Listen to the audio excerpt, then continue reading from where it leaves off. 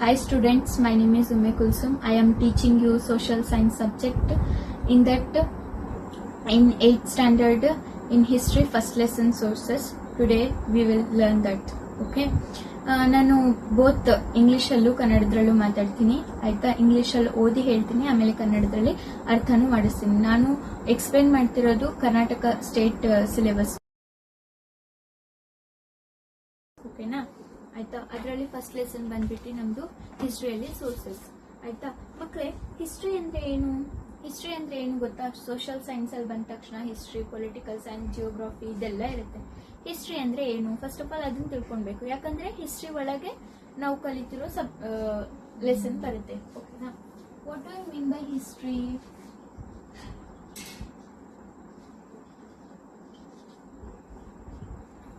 History ಅಂದ್ರೆ ಅದಕ್ಕೆ definition ಇದೆ ಆಯ್ತಾ.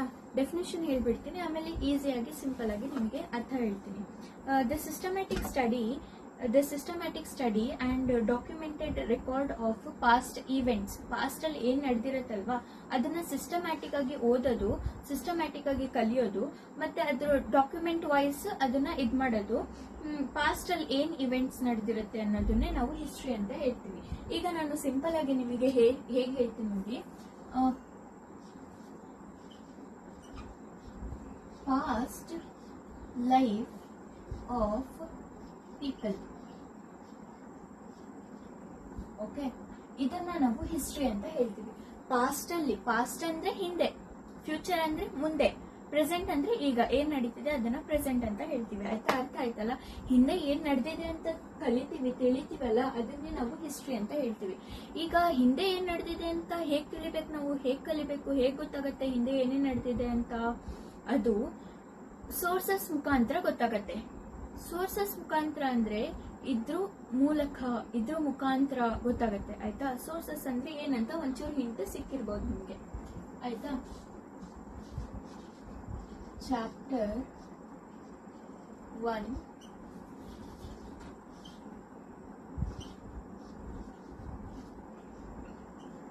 ಸೋರ್ಸಸ್. ಓಕೆ ಮಕ್ಕಳೇ, ಫಸ್ಟ್ ಚಾಪ್ಟರ್ ಹಿಸ್ಟ್ರಿದು ಸೋರ್ಸಸ್ ಆಯ್ತಾ. ಸೋರ್ಸಸ್ ಅಂದ್ರೆ ಏನು? ಸೋರ್ಸಸ್ ಅಂದ್ರೆ ಇದ್ರ ಮುಖಾಂತರ ನಾವು ಹಿಸ್ಟ್ರಿನ ಕಲಿಬೇಕಂದ್ರೆ ಇದ್ರ ಮುಖಾಂತರ, ಸೋರ್ಸಸ್ ಮುಖಾಂತರ ಹಿಸ್ಟ್ರಿನ ಕಲಿಬಹುದು. ಹೇಗೆ? ಈಗ ಮಕ್ಕಳೇ ಒಂದು ಸಿಂಪಲ್ ಎಕ್ಸಾಂಪಲ್ ನ ಕೊಡ್ತೀನಿ ಸ್ಟೂಡೆಂಟ್ಸ್. ಏನಂದ್ರೆ ಈಗ ನಾನು ಟೀ ಮಾಡೋದನ್ನ ಕಲಿಬೇಕು ಆಯ್ತಾ. ಟೀ ಹೇಗ್ ಮಾಡೋದು ಅಂತ ನನಗೆ ಏನು ಗೊತ್ತಿಲ್ಲ, ಜಸ್ಟ್ ಟೀ ಅಂತ ಗೊತ್ತಿದೆ. ಟೀ ಅಂದ್ರೆ ಒಂದು ಡ್ರಿಂಕ್, ಅದು ಹೇಗ್ ಮಾಡೋದು ಅಂತ ನನಗೆ ಗೊತ್ತಿಲ್ಲ. ಈಗ ನಾನು ಯಾರ ಮುಖಾಂತರ ಅದನ್ನ ಕಲಿಬಹುದು? ಅಮ್ಮನ ಹತ್ರ ಕೇಳ್ಕೊಂಡು ಕಲಿಬಹುದು, ಅಥವಾ ಅಕ್ಕನ ಹತ್ರ ಕೇಳ್ಕೊಂಡು ಕಲಿಬಹುದು, ಅಥವಾ ಫ್ರೆಂಡ್ ಹತ್ರ ಕೇಳ್ಕೊಂಡು ಕಲಿಬಹುದು, ಅಥವಾ ಯೂಟ್ಯೂಬ್ ನೋಡಿ ಕಲಿಬಹುದು. ಹೌದಲ್ವಾ? ಇದೆಲ್ಲ ಏನು? ನನಗೆ ಮೂಲಗಳು. ಟೀ ಮಾಡೋದನ್ನ ಕಲಿಯೋದಿಕ್ಕೆ ಇದೆಲ್ಲ ನನಗೆ ಮೂಲಗಳು ಆಯ್ತಾ. ಹಾಗೆ ಹಿಸ್ಟ್ರಿ ಬಗ್ಗೆ ಕಲಿಯೋದಿಕ್ಕೆ ಯಾವ ಯಾವ ಮೂಲಗಳು ಇದಾವೆ ಅಂತ ಈ ಸೋರ್ಸಸ್ ಲೆಸನ್ ಅಲ್ಲಿ ನಮಗೆ ಗೊತ್ತಾಗುತ್ತೆ. ಸೋರ್ಸಸ್ ಅಂದ್ರೆ ಮೂಲಗಳು. ಯಾವ್ಯಾವ ಮೂಲದಿಂದ ನಾವು ಹಿಸ್ಟ್ರಿಯನ್ನ ಕಲಿಬಹುದು ಅಂತ ನಮಗೆ ಇದರಲ್ಲಿ ಗೊತ್ತಾಗುತ್ತೆ ಆಯ್ತಾ. ಈಗ ನಾನು ಅದು ಯಾವ್ಯಾವ ಮೂಲಗಳು ಅಂತ ನಿಮಗೆ ಹೇಳ್ತೀನಿ ಆಯ್ತಾ. ಫಸ್ಟ್ ಒನ್ ಬಂದ್ಬಿಟ್ಟು ಇದರಲ್ಲಿ ಲಿಟ್ರೇಚರ್ ಬರುತ್ತೆ.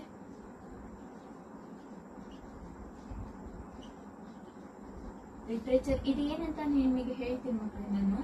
ಫಸ್ಟ್ ಬಂದ್ಬಿಟ್ಟು ಲಿಟ್ರೇಚರ್ ಬರುತ್ತೆ. ನೆಕ್ಸ್ಟ್ ಬಂದ್ಬಿಟ್ಟು ಆರ್ಕಿಯೋಲಾಜಿಕಲ್ ಸೋರ್ಸಸ್ ಬರುತ್ತೆ.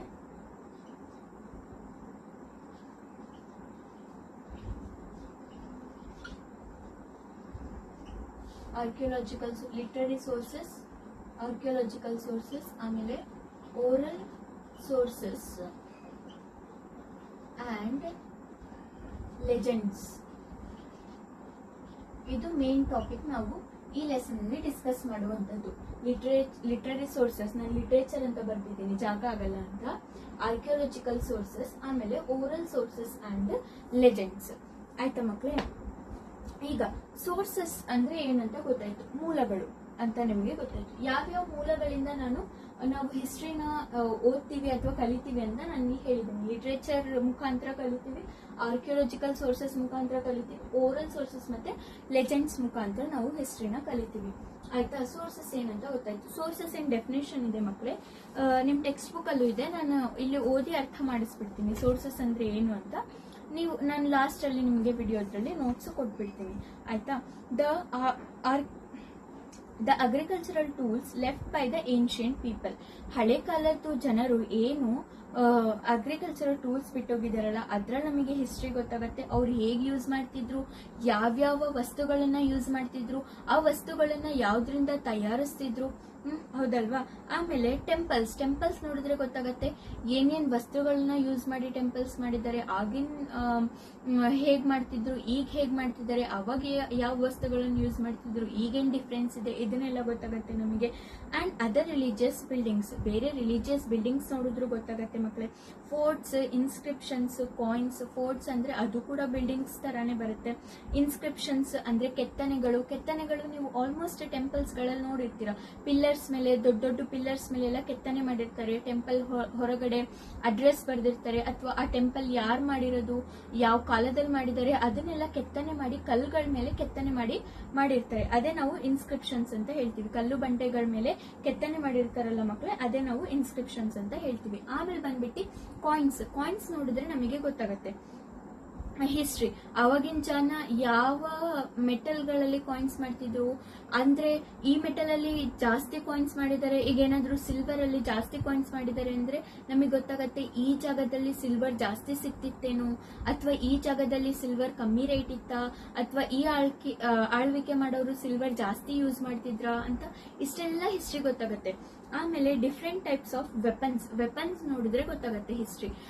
ಇವ್ರು ಜಾಸ್ತಿ ಯುದ್ಧ ಮಾಡಿ, ಇವ್ರ ಹತ್ರ ವೆಪನ್ಸ್ ಎಷ್ಟು ಚೆನ್ನಾಗಿರೋದಕ್ಕೋಸ್ಕರ ಇವರು ಎಷ್ಟು ಯುದ್ಧ ಮಾಡಿ ಎಷ್ಟು ಜಾಗಗಳನ್ನ ಆಕ್ಯುಪೈ ಮಾಡ್ಕೊಂಡಿದ್ದಾರೆ ಅಂತ ಎಲ್ಲ ಗೊತ್ತಾಗತ್ತೆ. ಆಮೇಲೆ ರಿಟರ್ನ್ ಡಾಕ್ಯುಮೆಂಟ್ಸ್ ಆಯ್ತಾ, ಅವ್ರು ಏನು ಹಳೆ ಕಾಲದವ್ರು ಏನ್ ಬರ್ದಿಟ್ಟು ಹೋಗಿದ್ದಾರೆ ಅದ್ರಲ್ಲೂ ನಮಗೆ ಹಿಸ್ಟ್ರಿ ಗೊತ್ತಾಗತ್ತೆ. ಲಿಟ್ರರಿ ವರ್ಕ್ಸ್, ಅದೇ ರಿಟರ್ನ್ ಡಾಕ್ಯುಮೆಂಟ್ಸ್, ಲಿಟ್ರರಿ ವರ್ಕ್ಸ್ ಅಲ್ಲ ಓರಲ್ ಲಿಟ್ರೇಚರ್. ಮಕ್ಕಳೇ ಓರಲ್ ಅಂದ್ರೆ ಹೇಳುವಂತದ್ದು ಆಯ್ತಾ. ಏನು ಹೇಳ್ಕೊಂಡ್ ಬಂದಿದಾರಲ್ಲ, ಲಿಟ್ರೇಚರ್ ಏನ್ ನಡೆದಿದೆ ಅದನ್ನ ಬಾಯಿಂದ ಬಾಯಿಗೆ ಹೇಳ್ಕೊಂಡ್ ಬಂದಿದಾರಲ್ಲ ಅದನ್ನ ನಾವು ಓರಲ್ ಲಿಟ್ರೇಚರ್ ಅಂತ ಹೇಳ್ತೀವಿ. ಈಗ ನಮ್ಮ ಅಜ್ಜ ಅಜ್ಜಿಂದರು ನಮಗೆ ಕತೆಗಳು ಹೇಳ್ತಾರಲ್ವಾ, ಹೌದಾ, ಅವ್ರಂತೂ ಓದಿರಲ್ಲ ಆಯ್ತಾ. ತುಂಬಾ ಕಡಿಮೆ ಜನ ಆ ಕಾಲದಲ್ಲಿ ಓದಿರೋರು. ಅವ್ರೇನು ಬುಕ್ ಓದಿ ಕಲ್ತಿದಾರ ಕತೆಗಳು ಇಲ್ಲ, ಅವರು ಕೂಡ ಕೇಳಿಸ್ಕೊಂಡು ಕಲ್ತಿರುವಂತಹ ಕತೆಗಳನ್ನ ನಮಗೆ ಹೇಳ್ತಾರೆ, ಹೌದಲ್ವಾ. ಅದನ್ನ ನಾವೇನಂತೀವಿ ಓರಲ್ ಲಿಟ್ರೇಚರ್ ಅಂತ ಹೇಳ್ತೀವಿ. Or etcetera are the sources of history. ಇದೆಲ್ಲ ಏನು ಸೋರ್ಸಸ್ ಆಫ್ ಹಿಸ್ಟ್ರಿ. ಇದರಿಂದ ನಾವು ಹಿಸ್ಟ್ರಿನ ತಿಳ್ಕೊಬಹುದು. ಆಗಿನ ಕಾಲದ ಜನಗಳು ಹೇಗೆ ಜೀವನನ ನಡೆಸ್ತಿದ್ರು ಅಂತ. ಆಯ್ತಾ ಮಕ್ಕಳೇ. ಈಗ ಸಿಂಪಲ್ ಆಗಿ ನಿಮಗೆ ಈ ಲೆಸನ್ ಅಲ್ಲಿ ನಾವು ಏನ್ ಓದ್ತಿದೀವಿ, ಹಿಸ್ಟ್ರಿ ಅಂದ್ರೆ ಏನು, ಸೋರ್ಸಸ್ ಅಂದ್ರೆ ಏನು, ಯಾವ್ಯಾವ ತರದ ಸೋರ್ಸಸ್ ಇದೆ ಹಿಸ್ಟ್ರಿ ಕಲಿಯೋದಕ್ಕೋಸ್ಕರ ಅಂತ ಎಲ್ಲ ಗೊತ್ತಾಗಿದೆ ಅಂತ ಅನ್ಕೊಂತೀನಿ. ಆಯ್ತಾ.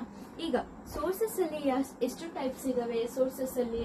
Literary sources, archaeological sources, oral sources and legends. 3 types of sources ಇದೆ. ಇದನ್ನ ಟೈಪ್ಸ್ ಅಂತ ಇಲ್ಲೇ ಮೇಲ್ ಬರ್ಬಿಡ್ತೀವಿ ಮಕ್ಕಳೇ. ಆಯ್ತಾ. ಇದು ಏನು ಸೋರ್ಸಸ್ ಏನು ಟೈಪ್ಸ್. ಈಗ ಲಿಟ್ರೇಚರ್ ಅಂದ್ರೆ ಬರೆದಿರುವಂತಹದ್ದು, ಕತೆಗಳು, ಪುಸ್ತಕಗಳು ಅಥವಾ ಪೊಯಮ್ಸ್ಗಳು, ಏನೆಲ್ಲ ರಾಜರ ಬಗ್ಗೆ ಆಗ್ಲಿ, ಅವರ ಆಳ್ವಿಕೆಗಳ ಬಗ್ಗೆ ಆಗ್ಲಿ, ಅಥವಾ ಅವರ ಊರ್ ಬಗ್ಗೆ ಆಗ್ಲಿ, ಅಥವಾ ಅವರ ಜನರ ಬಗ್ಗೆ ಆಗ್ಲಿ, ಅಥವಾ ಅವರು ಇರುವಂತಹ ಎನ್ವಿರಾನ್ಮೆಂಟ್ ಬಗ್ಗೆ ಆಗ್ಲಿ, ಇದನ್ನೆಲ್ಲ ಬರ್ದಿರ್ತಾರಲ್ಲ ಅದನ್ನ ನಾವು ಲಿಟ್ರೇಚರ್ ಅಂತ ಹೇಳ್ತೀವಿ. ಆಯ್ತಾ ಮಕ್ಕಳೇ. ಲಿಟ್ರೇಚರ್ ಅಲ್ಲಿ ಈಗ ಲಿಟ್ರೇಚರ್ ಬಗ್ಗೆ ಫಸ್ಟ್ ನಾವು ಕಲಿತೀವಿ, ಆಮೇಲೆ ಆರ್ಕಿಯೋಲಜಿಕಲ್ ಸೋರ್ಸಸ್ ಬಗ್ಗೆ ಕಲಿತೀವಿ, ಆಮೇಲೆ ಓರಲ್ ಸೋರ್ಸಸ್ ಬಗ್ಗೆ ಕಲಿತೀವಿ. ಆಯ್ತಾ ಮಕ್ಕಳೇ. ಫಸ್ಟ್ ಹೋಗೋಣ ಲಿಟ್ರೇಚರ್ ಬಗ್ಗೆ. ಆಯ್ತಾ. ಇದೆಲ್ಲ ಗೊತ್ತಾಗಿದೆ ಅಂತ ಅನ್ಕೊಂತೀನಿ.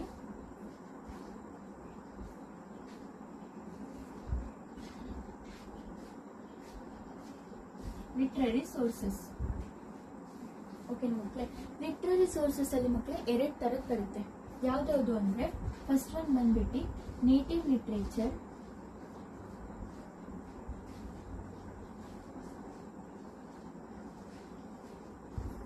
ಸೆಕೆಂಡ್ ಒನ್ ಬಂದ್ಬಿಟ್ಟು ಫಾರಿನ್ ಲಿಟ್ರೇಚರ್ ಅಂತ. ಈಗ ನಾನು ಫಾರಿನ್ ಬರ್ದಿರೋದು ನೋಡಿದ್ರೆ ಸ್ವಲ್ಪ ಚೆನ್ನಾಗಿ ಅರ್ಥ ಆಗಿರುತ್ತೆ ಅದೇನಂತ.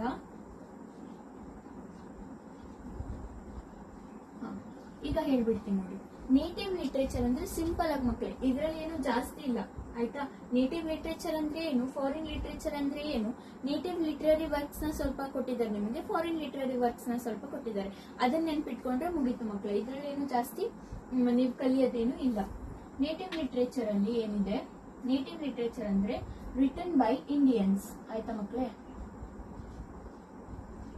ನೇಟಿವ್ ಲಿಟ್ರೇಚರ್ ನಾವು ಯಾವ್ದನ್ನ ಅಂತೀವಂದ್ರೆ ರಿಟನ್ ಬೈ ಇಂಡಿಯನ್ಸ್. ಇಂಡಿಯನ್ಸ್ ಯಾವ ಲಿಟ್ರರಿ ವರ್ಕ್ಸ್ ನ ಬರ್ದಿದ್ದಾರೆ ಅದನ್ನ ನಾವು ನೇಟಿವ್ ಲಿಟ್ರೇಚರ್ ಅಂತ ಹೇಳ್ತೀವಿ. ಹಾಗೆ ಫಾರಿನ್ ಲಿಟ್ರೇಚರ್ ಅಂತ ನಾವು ಯಾವ್ದಕ್ಕೆ ಹೇಳ್ತೀವಿ ಅಂದ್ರೆ ಫಾರಿನರ್ಸ್ ಅಥವಾ ವಿಸಿಟರ್ಸ್ ಅಥವಾ scholars, foreign written by foreigners.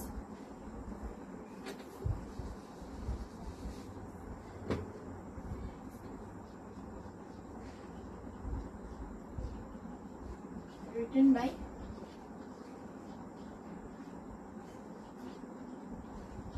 Foreigners. ಆಯ್ತಾ ಮಕ್ಕಳೇ?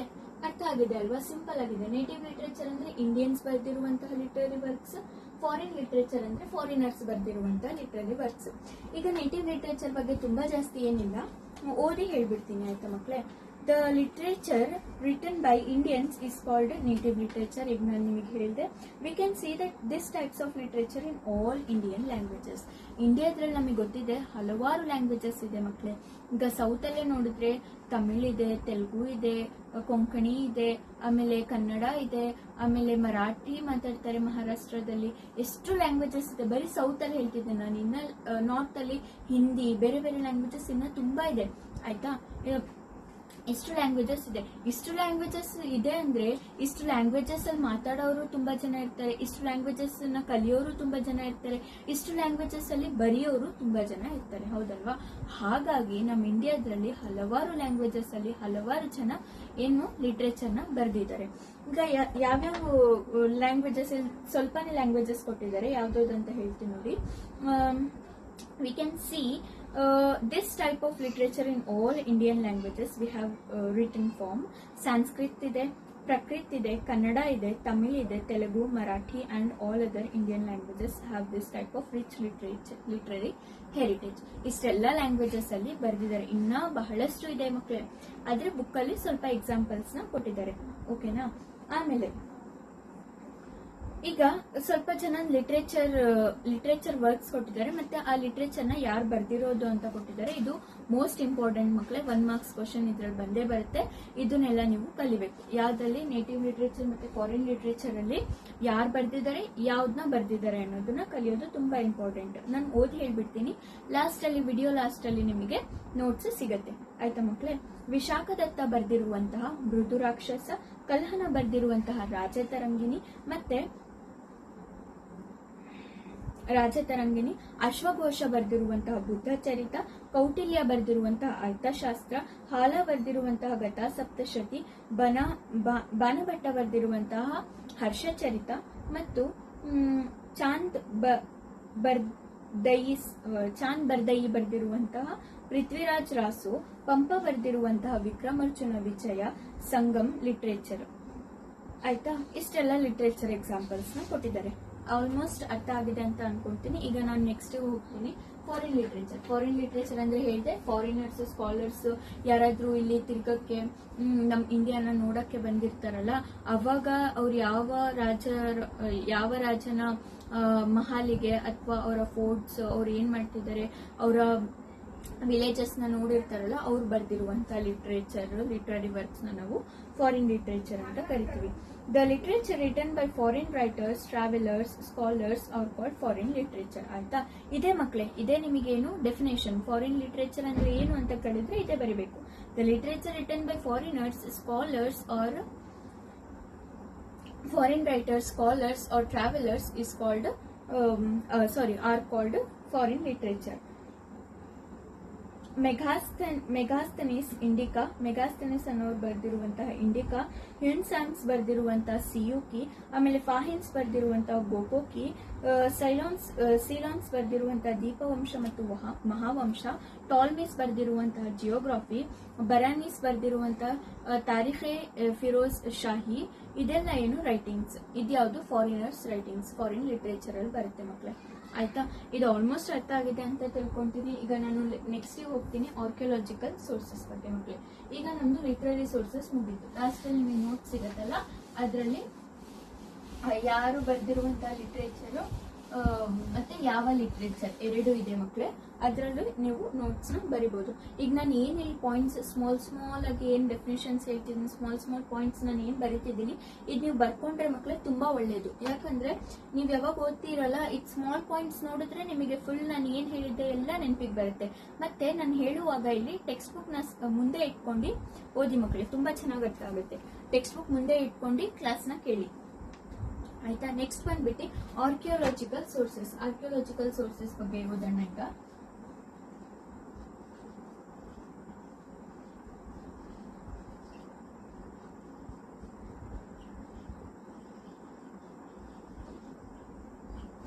ಮಕ್ಕಳೇ, ಆರ್ಕಿಯೋಲಾಜಿಕಲ್ ಸೋರ್ಸಸ್ ಅಂದ್ರೆ ಏನ್ ಗೊತ್ತಾ?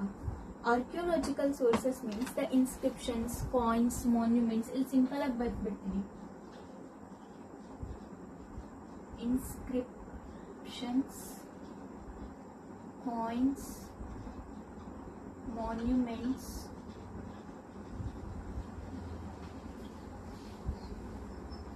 etc. ಸಿಂಪಲ್ ಆಗಿ ಬರೀ ಹೇಳಕ್ಕೆ, ಆಯ್ತಾ. ಇನ್ಸ್ಕ್ರಿಪ್ಷನ್ಸ್, ಕಾಯಿನ್ಸ್, ಮಾನ್ಯುಮೆಂಟ್ಸ್ ನ ಎಲ್ಲ ನಾವು ಆರ್ಕಿಯೋಲಾಜಿಕಲ್ ಸೋರ್ಸಸ್ ಅಂತ ಹೇಳ್ತೀವಿ ಮಕ್ಕಳೇ. ಅದು ಏನಂತ ಹೇಳ್ತೀನಿ. ಇನ್ಸ್ಕ್ರಿಪ್ಷನ್ ಅಂದ್ರೆ ಮಕ್ಕಳೇ ಕೆತ್ತನೆಗಳು, ಆಯ್ತಾ. ಈಗ ನೀವೇನು ಟೆಂಪಲ್ಸ್ ಗಳಲ್ಲಿ ಇದ್ರಲ್ಲಿ ಎಲ್ಲ ನೋಡ್ತಿರಲ್ಲ, ದೊಡ್ಡ ದೊಡ್ಡ ಪಿಲ್ಲರ್ಸ್ ಮೇಲೆಲ್ಲ ಕೆತ್ತನೆಗಳು ಮಾಡಿರ್ತಾರಲ್ವಾ, ಅದನ್ನ ನಾವು ಇನ್ಸ್ಕ್ರಿಪ್ಷನ್ಸ್ ಅಂತ ಹೇಳ್ತೀವಿ, ಕೆತ್ತನೆಗಳನ್ನು. ಆಮೇಲೆ ಕಾಯಿನ್ಸ್ ಅಂತೂ ನಿಮಗೆ ಆಲ್ಮೋಸ್ಟ್ ಗೊತ್ತು, ಮಿಂಟೆಡ್ ಕಾಯಿನ್ಸ್. ಆಮೇಲೆ ಮಾನ್ಯುಮೆಂಟ್ಸ್ ಅಂದ್ರೆ for example Taj Mahal, Gol Gumbaz, Red Fort, ಇದೆಲ್ಲ ಏನು ಮಕ್ಕಳೇ ಮಾನ್ಯುಮೆಂಟ್ಸ್, ಆಯ್ತಾ ಮಕ್ಕಳೇ. ಇದನ್ನ ಎಲ್ಲ ನಾವು ಏನಂತೀವಿ, ಆರ್ಕಿಯೋಲಾಜಿಕಲ್ ಸೋರ್ಸಸ್ ಅಂತ ಹೇಳ್ತೀವಿ ಮಕ್ಕಳೇ. ಇಲ್ಲಿ ಓದಿ ಹೇಳ್ಬಿಡ್ತೀನಿ, ಸಿಂಪಲ್ ಆಗಿ ನಿಮಗೆ ಅರ್ಥ ಆಗಿದೆ ಅಂತ ಅನ್ಕೊಂತೀನಿ. The inscriptions, coins, monuments, pots and other that have been obtained during researches and excavations ಅಂತ ಒಂದು ವರ್ಡ್ ಇದೆ. Excavations are called archaeological sources ಮಕ್ಕಳೇ. ಇದು ಡೆಫಿನೇಷನ್ಸ್ ಎಲ್ಲ ನಿಮಗೆ ಲಾಸ್ಟ್ ಅಲ್ಲಿ ಕೊಡ್ತೀನಿ ನಾನು. ಇದರಲ್ಲಿ ಈಗ ಇದನ್ನೆಲ್ಲ ನಾವು ಆರ್ಕಿಯೋಲಾಜಿಕಲ್ ಸೋರ್ಸಸ್ ಅಂತ ಹೇಳ್ತೀವಿ. ಎಕ್ಸ್ಕವೇಷನ್ಸ್ ಅಂತ ಒಂದು ವರ್ಡ್ ಹೇಳಿದೆ ಮಕ್ಕಳೇ ನಾನು ಇಲ್ಲಿ.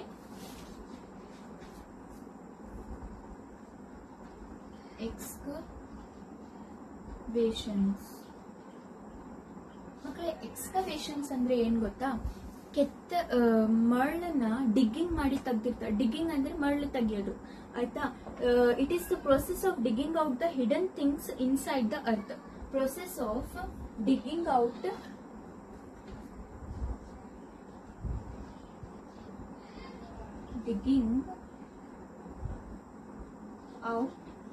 hidden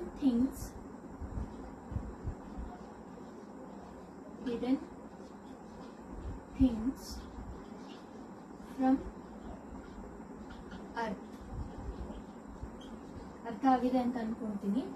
ಮರಳನ್ನ ತೆಗ್ದಿ, ಗುಂಡಿ ತೆಗ್ದಿ, ಅದರಿಂದ ಒಳಗಿಂದ ವಸ್ತುಗಳನ್ನ ತೆಗಿತೀವಲ್ಲ, ಅದನ್ನ ನಾವು ಎಕ್ಸ್ಕವೇಷನ್ಸ್ ಅಂತ ಹೇಳ್ತೀವಿ.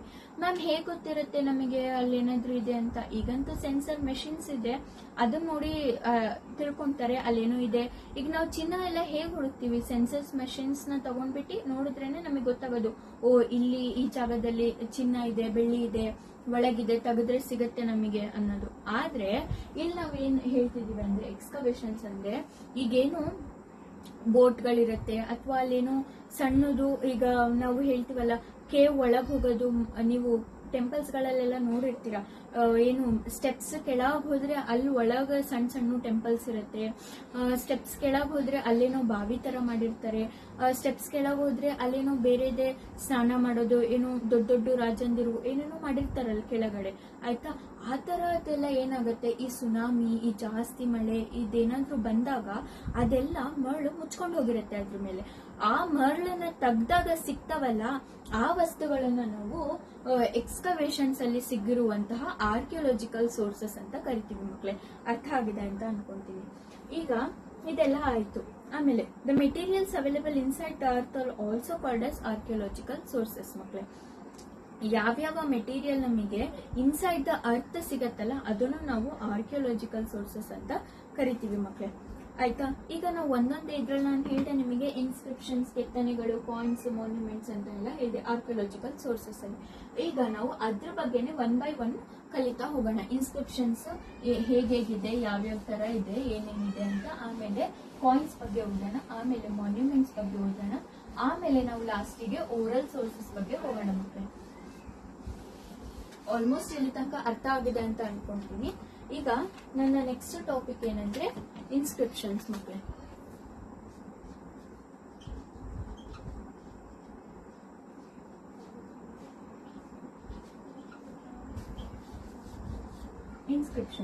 Inscriptions are the living evidences. ನಾನು ಹೇಳ್ದೆ ಕೆತ್ತನೆಗಳು ಅಂತ ಹೇಳ್ದೆ, ಲಿವಿಂಗ್ ಎವಿಡೆನ್ಸಸ್ ಅಲ್ವಾ ಅದು. ನಮಗೆ ನೋಡಿ ಗೊತ್ತಾಗತ್ತೆ, ನಾವು ನೋಡ್ತೀವಿ ಅದು ಇದೆ ನಮ್ಮ ಮುಂದೆ, ಹೌದಲ್ವಾ. ಈಗ ಓರಲ್ ಸೋರ್ಸಸ್ ಅಂದ್ರೆ ನಾವು ಬರೀ ಕೇಳ್ತಿರೋದು, ಲಿಟ್ರರಿ ಸೋರ್ಸಸ್ ಅಂದ್ರೆ ನಾವು ಬರೀ ಅದು ಓದ್ತಿರೋದು ಅಷ್ಟೇ ಅಲ್ವಾ. ಇದು ಏನು ನಾವು ನೋಡಬಹುದು, ನೋಡಿ ಅರ್ಥ ಮಾಡ್ಕೊಬಹುದು ಏನಂತ. ಲಿವಿಂಗ್ ಎವಿಡೆನ್ಸಸ್ ಇದೆ ಆಯ್ತಾ. ಇನ್ಸ್ಕ್ರಿಪ್ಷನ್ಸ್ ಮೀನ್ಸ್ ಏನ್ ಮಕ್ಕಳೇ, ಲಿವಿಂಗ್ ಎವಿಡೆನ್ಸಸ್, ಓಕೆನಾ ಮಕ್ಕಳೇ, ಆಫ್ ರೆಸ್ಪೆಕ್ಟಿವ್ ಪೀರಿಯಡ್. ಯಾವ್ಯಾವ ಪೀರಿಯಡ್ ಅಲ್ಲಿ ಯಾವ್ಯಾವ ತರ ಲಿವಿಂಗ್ ಎವಿಡೆನ್ಸಸ್ ನಮಗೆ ಬಿಟ್ಟು ಹೋಗಿದ್ದಾರೆ, ಯಾವ್ಯಾವ ಪೀರಿಯಡ್ ಅಲ್ಲಿ ಯಾವ್ಯಾವ ತರ ಕೆತ್ತನೆ ಮಾಡಿದ್ದಾರೆ, ಏನೇನ್ ಬರ್ದಿದ್ದಾರೆ, ಏನೇನ್ ಮಾಡಿದ್ದಾರೆ ಅನ್ನೋದು ಗೊತ್ತಾಗುತ್ತೆ. ಅದರಿಂದ ನಾವು ಹಿಸ್ಟ್ರಿನ ತಿಳಿಬಹುದು. ಓ ಈ ಕಾಲದ ಜನ ಹೀಗ್ ಮಾಡಿದ್ದಾರೆ, ಓ ಅವ್ರಿಗೆ ಈ ಲ್ಯಾಂಗ್ವೇಜ್ ಬರ್ತಿತ್ತು, ಓ ಅವ್ರು ಈಗ ಪೇಂಟಿಂಗ್ ಮಾಡ್ತಿದ್ರು, ಓ ಅವರು ಈಗ ಕೆಲಸಗಳನ್ನ ಮಾಡಿದ್ದಾರೆ, ಏನೇನ್ ಮಾಡಿದ್ದಾರೆ ಅನ್ನೋದು ನಮಗೆ ಅದರಲ್ಲಿ ಗೊತ್ತಾಗುತ್ತೆ. They provide us information about religion, culture, ಅವರ ರಿಲಿಜನ್ ಬಗ್ಗೆ ಇನ್ಫಾರ್ಮೇಶನ್. ಈಗ ಲ್ಯಾಂಗ್ವೇಜ್ ನೋಡಿದ್ರೆ ರಿಲಿಜನ್ ಗೊತ್ತಾಗತ್ತೆ ಅಲ್ವಾ.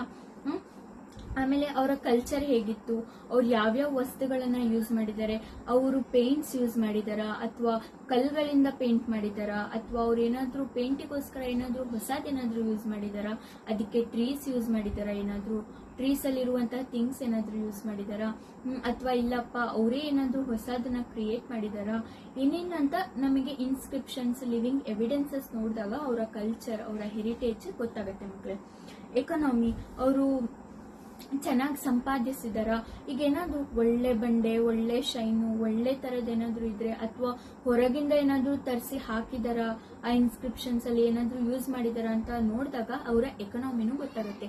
ಓ ಇವ್ರು ತುಂಬಾ ರಿಚ್ ಇದ್ರು, ಒಳ್ಳೆ ಕೆಲಸಗಳನ್ನ ಮಾಡಿಸಿದ್ದಾರೆ ಅಂತ ಎಲ್ಲ ಗೊತ್ತಾಗುತ್ತೆ. ಅಡ್ಮಿನಿಸ್ಟ್ರೇಷನ್, ಅವರ ಆಳ್ವಿಕೆ ಬಗ್ಗೆನೂ ಗೊತ್ತಾಗುತ್ತೆ ಮಕ್ಕಳೇ ಅದರಲ್ಲಿ. And other aspects of that period, ಮತ್ತೆ ಬೇರೆ ಬೇರೆ ಥಿಂಗ್ಸ್, ಬೇರೆ ಬೇರೆ ಬಗ್ಗೆನೂ ಅದನ್ನ ನೋಡಿದ್ರೆ ನಮಗೆ ಗೊತ್ತಾಗುತ್ತೆ. The earliest inscription obtained in our country is the inscription engraved by the Maurya emperor Ashoka. ಈಗ ನಮಗೆ ಅರ್ಲಿ ಆಗಿ ಇನ್ಸ್ಕ್ರಿಪ್ಷನ್ ಸಿಕ್ಕಿರೋದು ಯಾವುದು ಅಂದ್ರೆ ಮೌರ್ಯ ಅವ್ರದ್ದು, Maurya emperor Ashoka.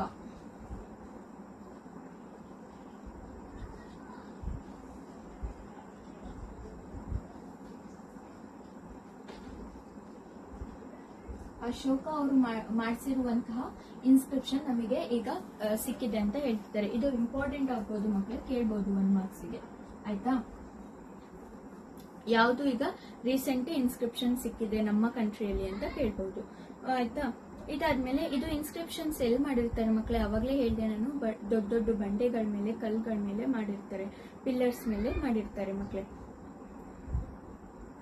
Some inscriptions have been found in Greek and Aramic languages too.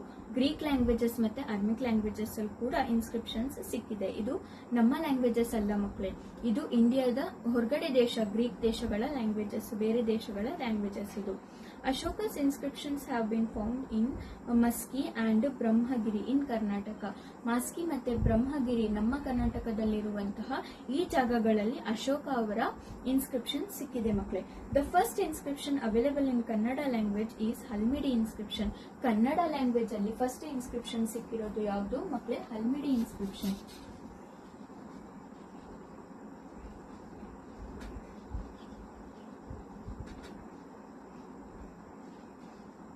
Halmidi inscription ಯಾವ್ದು ಹೇಳಿ ಮಕ್ಕಳೇ, first Kannada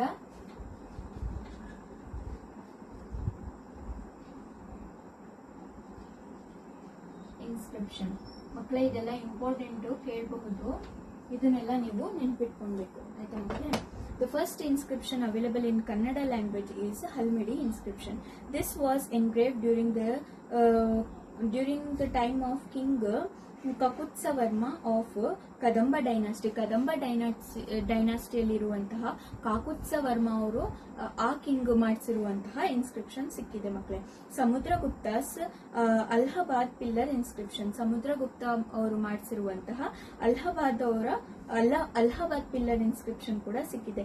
Aihole inscription of Pulakeshi second. Pulakeshi second ಅವರು ಮಾಡಿಸಿರುವಂತಹ ಐಹೊಳೆ ಇನ್ಸ್ಕ್ರಿಪ್ಷನ್. ಮತ್ತೆ ಕರಾವೇಳ ಅವರು ಮಾಡಿಸಿರುವಂತಹ ಹಾತಿಗುಂಪ ಇನ್ಸ್ಕ್ರಿಪ್ಷನ್ ಕೂಡ ಸಿಕ್ಕಿದೆ ಮಕ್ಕಳೇ.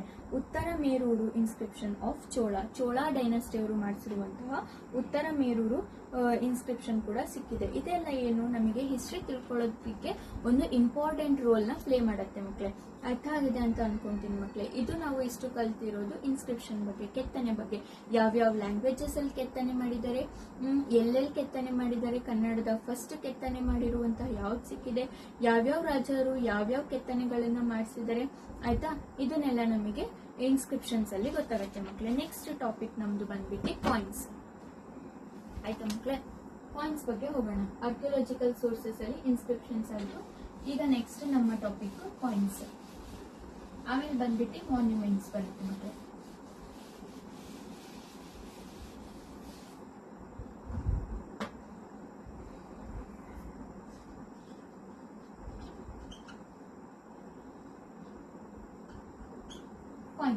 ಕಾಯಿನ್ಸ್ ಅಂದ್ರೆ ಗೊತ್ತು, ನಾವು ಈಗಲೂ ನೋಡ್ತಿದೀವಿ ಕಾಯಿನ್ಸ್. ಆದ್ರೆ ಹಳೆ ಕಾಲದ ಕಾಯಿನ್ಸ್ ಬೇರೆ ತರ ಇರ್ತಿತ್ತು, ಬೇರೆ ಮೆಟಲ್ಸ್ ಅಲ್ಲಿ ಬೇರೆ ಇದ್ರಲ್ಲಿ ಇರ್ತಿತ್ತು. ಈಗಿನ ಕಾಯಿನ್ಸ್ ಬೇರೆ ತರ ಇದೆ.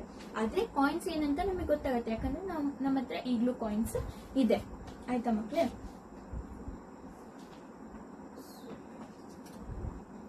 ಮಕ್ಳೇ ನ್ಯೂಮಿಸ್ಮ್ಯಾಟಿಕ್ಸ್ ಅಂತ ಇಲ್ಲೊಂದು ವರ್ಡ್ ಬರುತ್ತೆ. ನ್ಯೂಮಿಸ್ಮ್ಯಾಟಿಕ್ಸ್.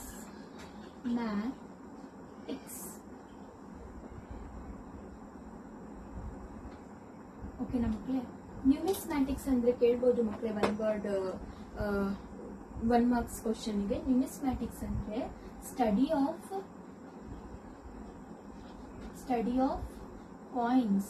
ಕಾಯಿನ್ಸ್ ಬಗ್ಗೆನ ಸ್ಟಡಿ ಮಾಡ್ತಾರಲ್ಲ, ಆ ಸ್ಟಡಿನ ನಾವು ನ್ಯೂಮಿಸ್ಮ್ಯಾಟಿಕ್ಸ್ ಅಂತ ಹೇಳ್ತೀವಿ ಮಕ್ಕಳೇ. ಈಗ ಪಾಸ್ಟ್ ಅಲ್ಲಿ ನಡೆದಿರುವಂತಹದ್ದನ್ನ ಸ್ಟಡಿ ಮಾಡೋದು ನಾವು ಹಿಸ್ಟ್ರಿ ಅಂತ ಹೇಳಿದ್ರೆ, ಕಾಯಿನ್ಸ್ ಬಗ್ಗೆನ ಸ್ಟಡಿ ಮಾಡೋದು ನಾವು ನ್ಯೂಮಿಸ್ಮ್ಯಾಟಿಕ್ಸ್ ಅಂತ ಹೇಳ್ತೀವಿ. ಅರ್ಥ ಆಯ್ತಾ ಮಕ್ಕಳೇ? ಅರ್ಥ ಆಗಿದೆ ಅಂತ ತಿಳ್ಕೊಂತೀನಿ. Numismatics is the study of the evolution, nature and development of coins. ಆಯ್ತಾ ಮಕ್ಕಳೇ. Coins have been minted by using a variety of metals. Variety of metals ನ ಯೂಸ್ ಮಾಡ್ಕೊಂಡು ಕಾಯಿನ್ಸ್ ಮಾಡ್ತಾರೆ. ಫಾರ್ ಎಕ್ಸಾಂಪಲ್ ಗೋಲ್ಡ್, ಸಿಲ್ವರ್, ಆಮೇಲೆ aluminium, ಬೇರೆ ಬೇರೆ metals ನ use ಮಾಡ್ಕೊಂಡು ಕಾಯಿನ್ಸ್ ಮಾಡ್ತಾರೆ ಮಕ್ಕಳೇ, ಆಯ್ತಾ. These play a significant role in reconstructing history. ಹಿಸ್ಟ್ರಿನ ರೀಕನ್ಸ್ಟ್ರಕ್ಟ್ ಮಾಡಕ್ಕೆ ಇದು ಸಿಗ್ನಿಫಿಕೆಂಟ್ ರೋಲ್ ನ ಪ್ಲೇ ಮಾಡುತ್ತೆ ಮಕ್ಕಳೇ. ಕಾಯಿನ್ಸ್ ನ ನೋಡ್ಬಿಟ್ಟು ನಮಗೆ ಅವರ ಲ್ಯಾಂಗ್ವೇಜ್ ಅರ್ಥ ಆಗ್ಬೋದು, ಅವರು ಯಾವ ಮೆಟಲ್ಸ್ ನ ಯೂಸ್ ಮಾಡ್ತಿದ್ರು ಅಂತ ಅರ್ಥ ಆಗ್ಬೋದು. ಕಾಯಿನ್ಸ್ ನ ನೋಡಿದ್ರೆ ನಮಗೆ ತುಂಬಾ ತರಹದ ಇನ್ಫಾರ್ಮೇಶನ್ ಆ ಟೈಮಿಂದ ಸಿಗತ್ತೆ ಮಕ್ಕಳೇ, ಆಯ್ತಾ. ರೀಕನ್ಸ್ಟ್ರಕ್ಟ್ ಮಾಡಕ್ಕೆ, ಹಿಸ್ಟ್ರಿನ ಮತ್ತೆ ಕನ್ಸ್ಟ್ರಕ್ಟ್ ಮಾಡಕ್ಕೆ ಈಸಿ ಆಗುತ್ತೆ ಮಕ್ಕಳೇ. The study of coins not only represents the symbol of power, ಬರೀ symbol of power of the king who issued the coins, but also provide information regarding religion, culture, administration, social and economic aspects of the period of which they belonged. ಈ coins ನ ನೋಡಿದ್ರೆ ಬರೀ ನಮಗೆ ಅವನು ಚಿನ್ನ use ಮಾಡಿದಾನಂದ್ರೆ ತುಂಬಾ powerful king ಆಗಿರಬಹುದು, ಈ ಕಾಯಿನ್ಸ್ ನ ಚಿನ್ನದಲ್ಲಿ ಮಾಡಿಸಿದಾನೆ ಅಂತ ಬರೀ ಅವನ ಪವರ್ ಬಗ್ಗೆ ನಮಗೆ ಗೊತ್ತಾಗಲ್ಲ ಮಕ್ಕಳೇ. ಆ ಕಾಯಿನ್ಸ್ ನ ನೋಡಿದ್ರೆ, ಆ ಸ್ಟೈಲ್ ನ ನೋಡಿದ್ರೆ, ಅದು ಯಾವ ತರ ಇದೆ ಅನ್ನೋದನ್ನ ನೋಡಿದ್ರೆ ನಮಗೆ ಏನೇನ್ ಅರ್ಥ ಆಗತ್ತೆ ಅಂದ್ರೆ, ಅವರ ರಿಲಿಜಿಯನ್ ಬಗ್ಗೆ ಅರ್ಥ ಆಗತ್ತೆ, ಕಲ್ಚರ್ ಬಗ್ಗೆ ಅರ್ಥ ಆಗತ್ತೆ, ಅಡ್ಮಿನಿಸ್ಟ್ರೇಷನ್ ಬಗ್ಗೆ ಅರ್ಥ ಆಗತ್ತೆ, ಸೋಷಿಯಲ್ ಮತ್ತೆ ಎಕನಾಮಿಕ್ ಆಸ್ಪೆಕ್ಟ್ಸ್ ಬಗ್ಗೆನೂ ನಮಗೆ ಅದರಲ್ಲಿ ಅರ್ಥ ಆಗುತ್ತೆ. Samudragupta has issued 7 different types of gold coins. Samudragupta ಅನ್ನೋರು 7 ತರಹದ ಕಾಯಿನ್ಸ್ ಗಳನ್ನ, ಗೋಲ್ಡ್ ಕಾಯಿನ್ಸ್ ಗಳನ್ನ ಯೂಸ್ ಮಾಡಿದಾರಂತೆ ಮಕ್ಕಳೇ. ಇದು ಕೇಳಬಹುದು, Samudragupta who has used 7 types of gold coins ಅಂತಾನು ಕೇಳಬಹುದು. ಯಾರು? Samudragupta. The availability of Roman coins in Bengaluru proves the fact that this region had trade link with Romans 2000 years ago. ನೋಡಿ, ನಮ್ಮ ಬೆಂಗಳೂರಲ್ಲಿ ಏನ್ ಸಿಕ್ಕಿದೆ ಅಂದ್ರೆ ರೋಮನ್ ಕಾಯಿನ್ಸ್ ಗಳು ಸಿಕ್ಕಿದೆ. ಆಯ್ತಾ. ಅದ್ ಸಿಕ್ತಾಗ ನಮಗೆ ಏನ್ ಗೊತ್ತಾಯ್ತು, ನಮ್ಮ ಕರ್ನಾಟಕದವರು ರೋಮನ್ಸ್ ಅವ್ರ ಜೊತೆ ಏನ್ ಮಾಡಿದ್ದಾರೆ, ಟ್ರೇಡ್ ಮಾಡಿದ್ದಾರೆ, ವ್ಯವಹಾರ ಮಾಡಿದ್ದಾರೆ ಅನ್ನೋದು ನಮಗೆ ಗೊತ್ತಾಯ್ತು. ರೋಮನ್ಸ್ ಮತ್ತೆ ನಮ್ಮ ಮಧ್ಯ ಏನಿತ್ತು, ಲಿಂಕ್ ಇತ್ತು 2000 years ಅಗೋ ಅಂತ ನಮಗೆ ಅದರಿಂದ ಗೊತ್ತಾಗುತ್ತೆ. ಆಯ್ತಾ. ಇಲ್ಲಿ ಏನು ಇಂಪಾರ್ಟೆಂಟ್ ಪಾಯಿಂಟ್ಸ್ ಬಂತು ಮಕ್ಕಳೇ, ಸಮುದ್ರಗುಪ್ತ, ಓಕೆನಾ,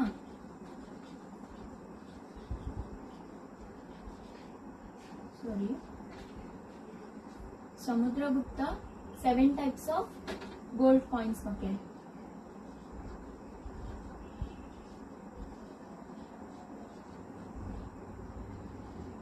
ಆಮೇಲೆ ಮತ್ತೆ ಇನ್ನೊಂದು ಯಾವ್ದು ಸಿಕ್ತು, trade link between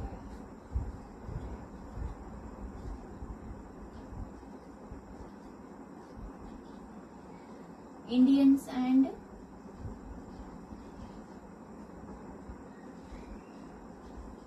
Romans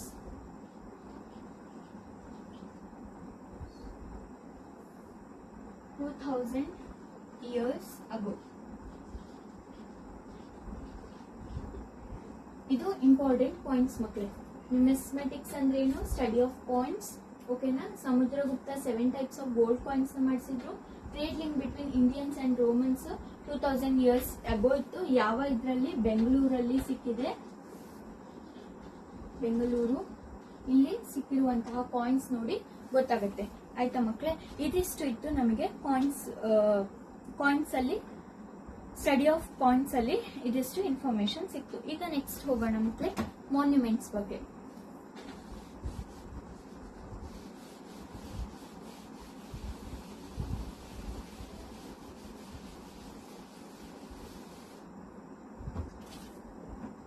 Our next topic is monuments.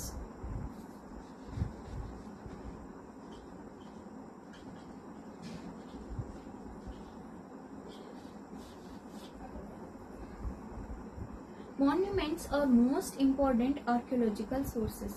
Monuments ಅನ್ನೋದು ತುಂಬಾ ಇಂಪಾರ್ಟೆಂಟ್ ಆರ್ಕಿಯೋಲಜಿಕಲ್ ಸೋರ್ಸಸ್. ಯಾಕಂದ್ರೆ ಮಕ್ಕಳೇ, ಆ ಬಿಲ್ಡಿಂಗ್ಗಳನ್ನ, ಅವ್ರು ಕಟ್ಟಿರುವಂತಹ ಕಟ್ಟಡಗಳನ್ನ ನೋಡಿದ್ರೇನೆ ನಮಗೆ ಜಾಸ್ತಿ ಅದ್ರ ಬಗ್ಗೆ, ಅವರ ಕಲ್ಚರ್ ಬಗ್ಗೆ ಗೊತ್ತಾಗೋದು. ಆಯ್ತಾ ಮಕ್ಕಳೇ. ಅದಕ್ಕೆ ಇದು most important sources. The buildings that remain as the living evidences, buildings ಕೂಡ ಏನು, living evidences of Indian cultural heritage are called monuments. The buildings, monuments definition ಇದು ಮಕ್ಕಳೇ.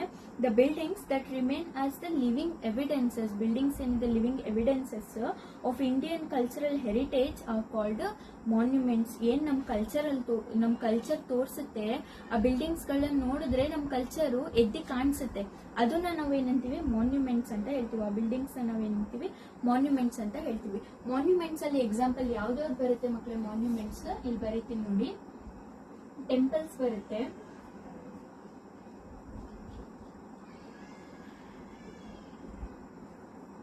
ಬಸಾಡೀಸ್ ಬರುತ್ತೆ, ಬಸಾಡೀಸ್,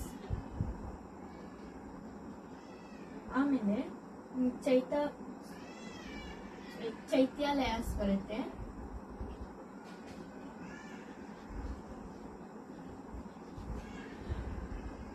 ಪ್ಲೇಸಸ್ ಬರುತ್ತೆ,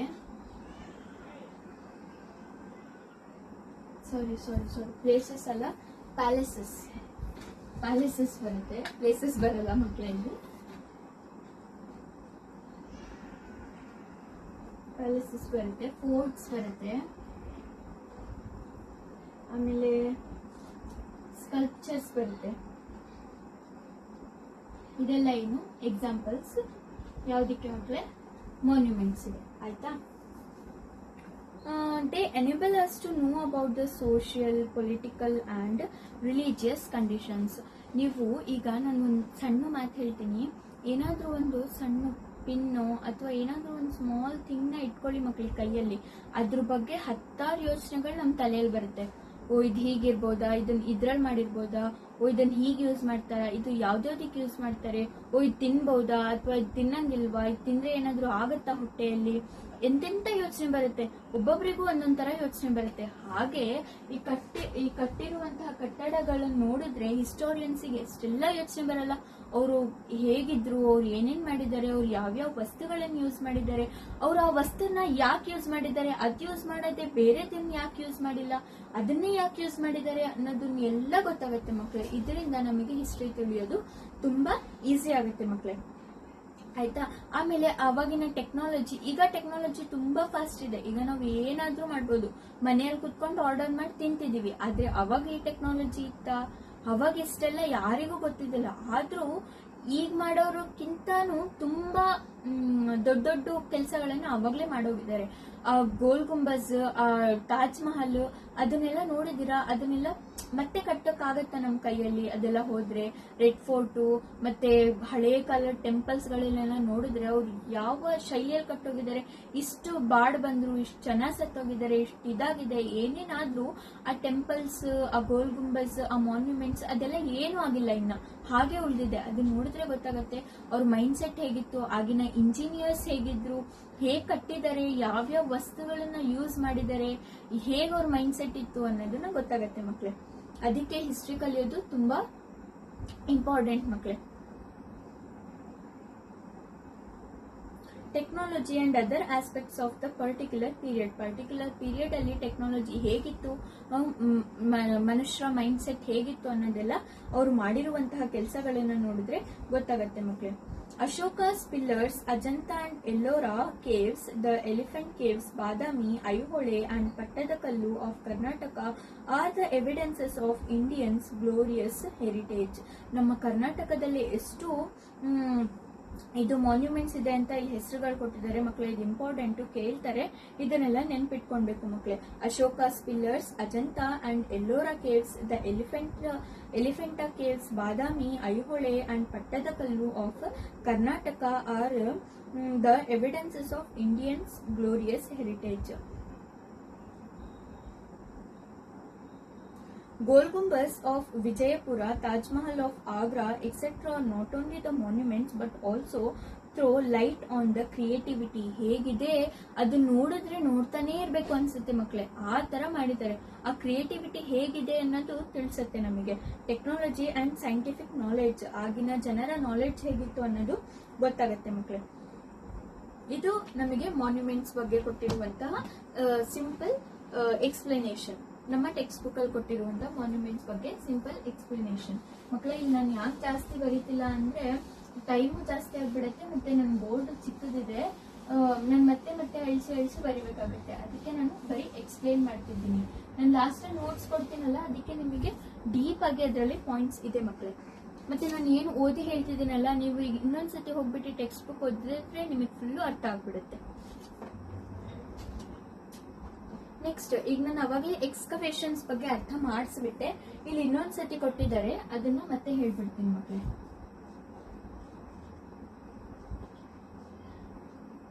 ಎಕ್ಸ್ಕವೇಷನ್ಸ್ ಅಂತ ಹೇಳ್ಬಿಟ್ಟು ಆರ್ಕಿಯಾಲಜಿಕಲ್ ಸೋರ್ಸಸ್ ಅಲ್ಲಿ ಇದೇ ಬೇರೆ ಪ್ಯಾರಾಗ್ರಾಫ್ ಕೊಟ್ಟಿದ್ದಾರೆ, ಅದನ್ನು ಅರ್ಥ ಮಾಡಿಸ್ಬಿಡ್ತೀನಿ. Excavations is the process of digging out the hidden things in the earth through scientific methods. Scientific methods ತಗೊಂಡ್ಬಿಟ್ಟು ಡಿಗ್ಗಿಂಗ್ ಮಾಡ್ಬಿಟ್ಟು digging out the things from earth is called excavation. ಆಯ್ತಾ ಮಕ್ಕಳೇ? For example, the excavations conducted at Bhimbetka and Sanganakallu give us the information to reconstruct the history of Stone Age culture, and ruins found during the excavations conducted at Harappa and Mohenjo-daro provide evidences for reconstructing the history of Indus Valley civilization. ಮಕ್ಕಳೇ, ಇಲ್ಲೆಲ್ಲ ಏನ್ ಸಿಕ್ಕಿದೆ ಅಂದ್ರೆ ಮೊಹೆಂಜೊದಾರೋ ಅದು ನೀವು ಅದು Google ಅಲ್ಲಿ search ಮಾಡಿ ನೋಡಿದ್ರೆ ಅವರ ಬಾತ್ ಮಾಡೋ ಪ್ಲೇಸ್, ಮೊಹೆಂಜೊದಾರೋ ಬಾತಿಂಗ್ ಪ್ಲೇಸ್ ಇದೆಯಲ್ಲ, ತುಂಬಾ ಬ್ಯೂಟಿಫುಲ್ ಆಗಿದೆ ಮಕ್ಕಳೇ. ಒಂದ್ಸತಿ ನೋಡಿ, ಸರ್ಚ್ ಮಾಡಿ. ಅದು ಮತ್ತೆ ಕೆಳಗೆ ಈಗೇನು ಲ್ಯಾಂಡ್ ಕೆಳಗೆ ಅಥವಾ ಲ್ಯಾಂಡ್ ಸ್ವಲ್ಪ ಮೇಲೆ ದೊಡ್ಡ ದೊಡ್ಡ ಬಿಲ್ಡಿಂಗ್ಸ್ ತರ ಕಟ್ಟಿರಲ್ಲ, ಸ್ವಲ್ಪ ಸ್ವಲ್ಪ ಮೇಲೆಲ್ಲ ಕಟ್ಟಿರ್ತಾರಲ್ಲ, ಅದೆಲ್ಲ ಏನಾಗುತ್ತೆ ಬಾಡ್ ಬಂದಾಗ ಅಥವಾ ಫುಲ್ ಸುನಾಮಿ ಎಲ್ಲ ಬಂದಾಗ ಅದಕ್ಕೆ ಮರಳು ಮುಚ್ಕೊಂಡ್ ಬಿಡತ್ತೆ ಒಳಗಿರೋ ಟೆಂಪಲ್ಸ್ ಅದೆಲ್ಲ. ಅದನ್ನೆಲ್ಲ ಕೆತ್ತನೆ ಮಾಡಿ ತೆಗ್ದಾಗ ಅದನ್ನು ನಮಗೆ ಹಿಸ್ಟ್ರಿ ಬಗ್ಗೆ ಹೇಳುತ್ತೆ, ಹಿಸ್ಟ್ರಿ ಬಗ್ಗೆ ಅದರಲ್ಲೂ ನಮಗೆ ಗೊತ್ತಾಗತ್ತೆ ಅನ್ನೋದೇ ಇಲ್ಲಿ ಕೊಟ್ಟಿರುವಂತದ್ದು. ಈಗ ನೆಕ್ಸ್ಟ್ ಬರುತ್ತೆ ನಮಗೆ ಓರಲ್ ಸೋರ್ಸಸ್ ಅಂಡ್ ಲೆಜೆಂಡ್ಸ್ ಬಗ್ಗೆ. ನಾವೀಗ ಲಾಸ್ಟ್ ಪಾರ್ಟ್ ಅಲ್ಲಿ ಇದೀವಿ, ನಮ್ಮ ಲೆಸನ್ 2 ಪಾರ್ಟ್ ಮುಗಿತು. ಈಗ last part oral sources and legends ಬಗ್ಗೆ ತಿಳ್ಕೊಂಡ್ರೆ ಮಕ್ಕಳೇ ಈ ಲೆಸನ್ ಫಿನಿಶ್ ಆಗುತ್ತೆ. ಲಾಸ್ಟ್ಗೆ ಕ್ವಶನ್ಸ್, ಆನ್ಸರ್ಸ್, ನೋಟ್ಸ್ ಎಲ್ಲ ನಿಮಗೆ ಸಿಗುತ್ತೆ ಮಕ್ಕಳೇ.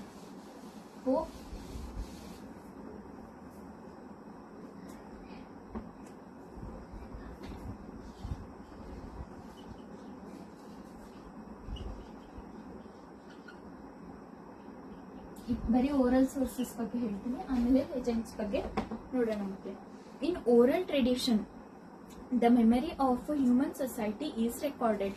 ಇನ್ ಓರಲ್ ಟ್ರೆಡಿಷನ್ ಅಲ್ಲಿ ಹ್ಯೂಮನ್ ಮೆಮರಿಯಲ್ಲಿ ಏನೇನ್ ರೆಕಾರ್ಡ್ ಆಗಿದೆ ಅದು ಕಂಟಿನ್ಯೂ ಆಗ್ತಾ ಹೋಗ್ತಿದೆ ಮಕ್ಕಳಿಗೆ. ಅವ್ರು ಏನೇನು ಅರ್ಥ ಮಾಡ್ಕೊಂಡಿದ್ದಾರೆ ಅಥವಾ ಎಷ್ಟು ಅವ್ರ ಹತ್ರ ಇನ್ಫಾರ್ಮೇಶನ್ ಉಳಿದಿದೆ ಅದು ಅವರು ಪಾಸ್ ಔಟ್ ಮಾಡ್ತಿದ್ದಾರೆ, ಬೇರೆಯವರಿಗೆ ಪಾಸ್ ಮಾಡ್ತಿದ್ದಾರೆ. Today many oral sources are being use to understand the diverse Indian heritage. ಇಂಡಿಯಾದ್ರಲ್ಲಿ ಏನೇನಿತ್ತು, ಹೇಗೆ ಕಲ್ಚರ್ ಇತ್ತು, ಏನೇನಿತ್ತು ಅಂತ ನಾವು ಬರೀ ಸ್ವಲ್ಪ ನಮ್ಮ ದೊಡ್ಡವರು ಅಥವಾ ನಮ್ಮ ಹಿರಿಯವರು ಹೇಳೋದನ್ನ ಕೇಳಿ ಅರ್ಥ ಮಾಡ್ಕೊಂಡ್ ಬಿಡ್ತೀವಿ ಮಕ್ಕಳೇ. From time immemorial human society has preserved its experience and memories in the form of poems. ಇದು ಒಳ್ಳೇದೇನ್ ಗೊತ್ತಾ, ನಾವು ಕತೆಗಳನ್ನ ಕಟ್ಕೊಂಡಿರ್ತೀವಿ ಅವ್ರ ಬಗ್ಗೆ, ಅಥವಾ ಪೊಯಮ್ಸ್ ಗಳನ್ನ ಪದ್ಯಗಳ ತರ ಹಾಡೋದನ್ನ ಬ್ಯಾಲೆಟ್ಸ್ ಅಂತ ಎಲ್ಲ ಕೇಳ್ತೀವಿ ನೀವು. ಹಳೆಗಾಲದ ಅವರು ಎಲ್ಲ ಹಾಡ್ತಿರ್ತಾರೆ ಆ ಪದ್ಯಗಳನ್ನ, ಅದು ಪೊಯಮ್ಸ್ ತರ ಇರಲ್ಲ, ಅದೇ ಒಂದ್ ಶೈಲಿ, ಅದೇ ಬೇರೆ ತರ ಇರುತ್ತೆ, ಅದ್ರಿನ ಟ್ಯೂನ್ಸ್ ಬೇರೆ ತರ ಇರುತ್ತೆ, ಅದು ಹಾಡೋದು ಶೈಲಿ ಬೇರೆ ತರ ಇರುತ್ತೆ. ಅದು ಆ ತರ ಪೊಯಮ್ಸ್, ಸಾಂಗ್ಸ್, ಬ್ಯಾಲೆಟ್ಸ್ ನ ಕಟ್ಕೊಂಡಿರ್ತಾರೆ.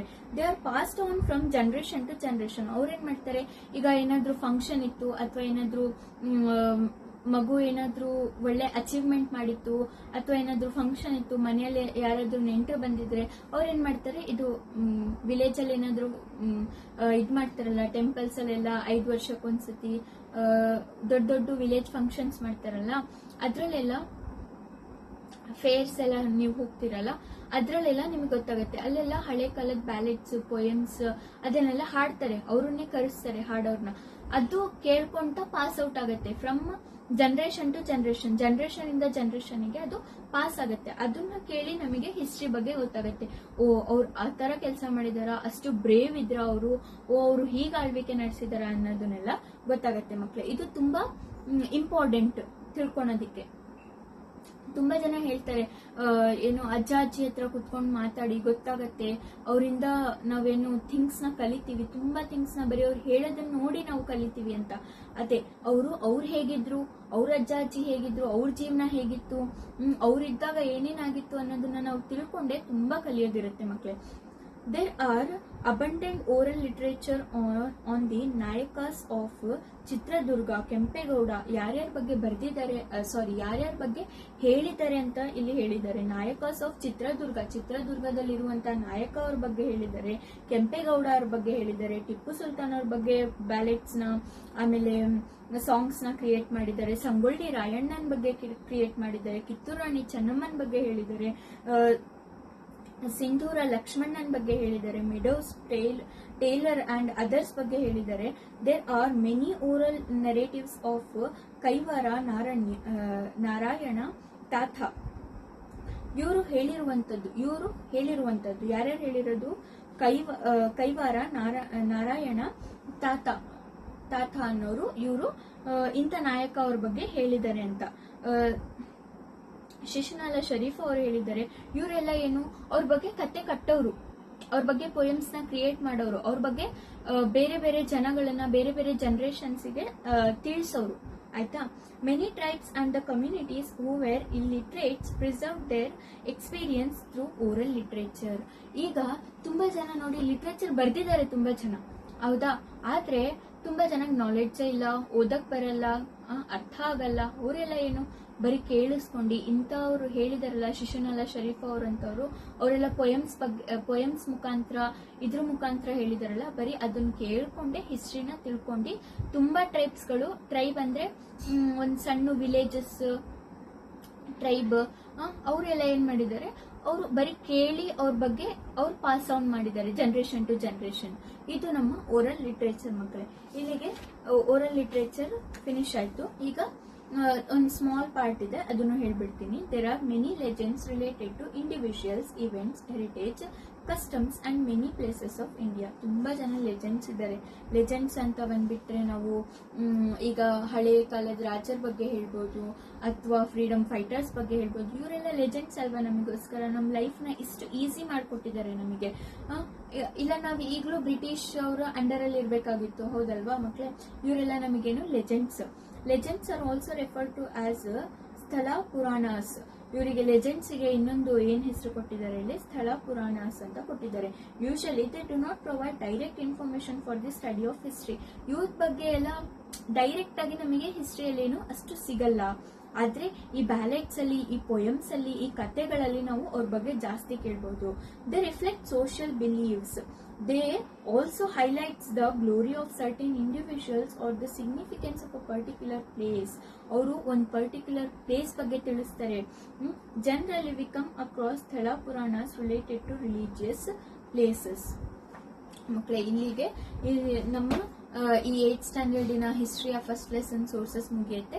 ಈಗ ನಾನು ನಿಮಗೆ ಈಗ ನೆಕ್ಸ್ಟ್ ವಿಡಿಯೋದ್ರಲ್ಲಿ ನಾನು ನಿಮಗೆ ಇದ್ರಿನ ನೋಟ್ಸ್, ಪಾಯಿಂಟ್ಸ್ ನೋಟ್ಸ್ ಎಲ್ಲ ಕೊಡ್ತೀನಿ ಮಕ್ಕಳೇ. ಐ ಥಿಂಕ್ ಎಲ್ರಿಗೂ ಅರ್ಥ ಆಗಿದೆ ಅಂತ ಅನ್ಕೊಂತೀನಿ. ಸಪೋರ್ಟ್ ಮಾಡಿ. ನಿಮಗೇನು ಅರ್ಥ ಆಗಿಲ್ಲ ಅಂದ್ರೆ ಕಮೆಂಟ್ ಮಾಡಿ, ಆಯ್ತಾ ಮಕ್ಕಳೇ? ಇನ್ನೂ ಚೆನ್ನಾಗಿ ಹೇಳ್ಕೊಡೋದಕ್ಕೆ, ಅರ್ಥ ಮಾಡಿಸೋದಕ್ಕೆ ಟ್ರೈ ಮಾಡ್ತೀನಿ. Thank you for watching. ಓಕೆನಾ? ಆಯ್ತಾ? ಅದರಲ್ಲಿ ಫಸ್ಟ್ ಲೆಸನ್ ಬಂದ್ಬಿಟ್ಟು ನಮ್ದು ಹಿಸ್ಟ್ರಿಯಲ್ಲಿ ಸೋರ್ಸಸ್. ಆಯ್ತಾ ಮಕ್ಕಳೇ? ಹಿಸ್ಟ್ರಿ ಅಂದ್ರೆ ಏನು? ಹಿಸ್ಟ್ರಿ ಅಂದ್ರೆ ಏನು ಗೊತ್ತಾ? ಸೋಷಿಯಲ್ ಸೈನ್ಸ್ ಅಲ್ಲಿ ಬಂದ ತಕ್ಷಣ ಹಿಸ್ಟ್ರಿ, ಪೊಲಿಟಿಕಲ್ ಸೈನ್ಸ್, ಜಿಯೋಗ್ರಫಿ ಇದೆಲ್ಲ ಇರುತ್ತೆ. ಹಿಸ್ಟ್ರಿ ಅಂದ್ರೆ ಏನು? ಫಸ್ಟ್ ಆಫ್ ಆಲ್ ಅದನ್ನ ತಿಳ್ಕೊಳ್ಬೇಕು. ಯಾಕಂದ್ರೆ ಹಿಸ್ಟ್ರಿ ಒಳಗೆ ನಾವು ಕಲಿತಿರೋ ಲೆಸನ್ ಬರುತ್ತೆ. ಓಕೆನಾ? What do you mean by history?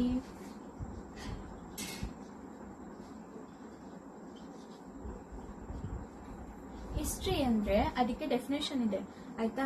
Definition ಹೇಳ್ಬಿಡ್ತೀನಿ, ಆಮೇಲೆ ಈಸಿಯಾಗಿ ಸಿಂಪಲ್ ಆಗಿ ನಿಮಗೆ ಅರ್ಥ ಹೇಳ್ತೀನಿ.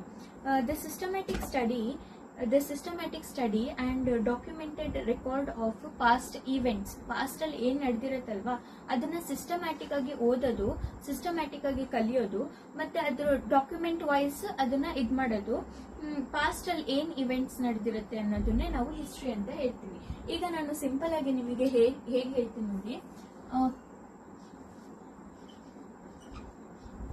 Past life of people.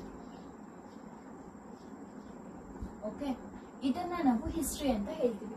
Past ಅಂದ್ರೆ ಹಿಂದೆ, ಫ್ಯೂಚರ್ ಅಂದ್ರೆ ಮುಂದೆ, ಪ್ರೆಸೆಂಟ್ ಅಂದ್ರೆ ಈಗ ಏನ್ ನಡೀತಿದೆ ಅದನ್ನ ಪ್ರೆಸೆಂಟ್ ಅಂತ ಹೇಳ್ತೀವಿ. ಆಯ್ತಾ? ಅರ್ಥ ಆಯ್ತಲ್ಲ? ಹಿಂದೆ ಏನ್ ನಡೆದಿದೆ ಅಂತ ತಿಳಿತೀವಲ್ಲ, ಅದನ್ನೇ ನಾವು ಹಿಸ್ಟ್ರಿ ಅಂತ ಹೇಳ್ತೀವಿ. ಈಗ ಹಿಂದೆ ಏನ್ ನಡೆದಿದೆ ಅಂತ ಹೇಗ್ ತಿಳಿಬೇಕು ನಾವು? ಹೇಗ್ ಕಲಿಬೇಕು? ಹೇಗ್ ಗೊತ್ತಾಗತ್ತೆ ಹಿಂದೆ ಏನೇನ್ ನಡೆದಿದೆ ಅಂತ? ಅದು ಸೋರ್ಸಸ್ ಮುಖಾಂತರ ಗೊತ್ತಾಗತ್ತೆ. ಸೋರ್ಸಸ್ ಮುಖಾಂತರ ಅಂದ್ರೆ ಇದ್ರ ಮುಖಾಂತರ ಗೊತ್ತಾಗತ್ತೆ. ಆಯ್ತಾ? ಸೋರ್ಸಸ್ ಅಂದ್ರೆ ಏನಂತ ಒಂಚೂರು ಹಿಂಟ್ ಸಿಕ್ಕಿರ್ಬೋದು ನಿಮ್ಗೆ. ಆಯ್ತಾ? ಚಾಪ್ಟರ್ 1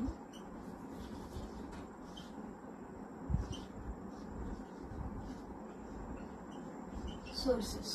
ಓಕೆ ಮಕ್ಕಳೇ? ಫಸ್ಟ್ ಚಾಪ್ಟರ್ ಹಿಸ್ಟ್ರಿದು ಸೋರ್ಸಸ್. ಆಯ್ತಾ? ಸೋರ್ಸಸ್ ಅಂದ್ರೆ ಏನು?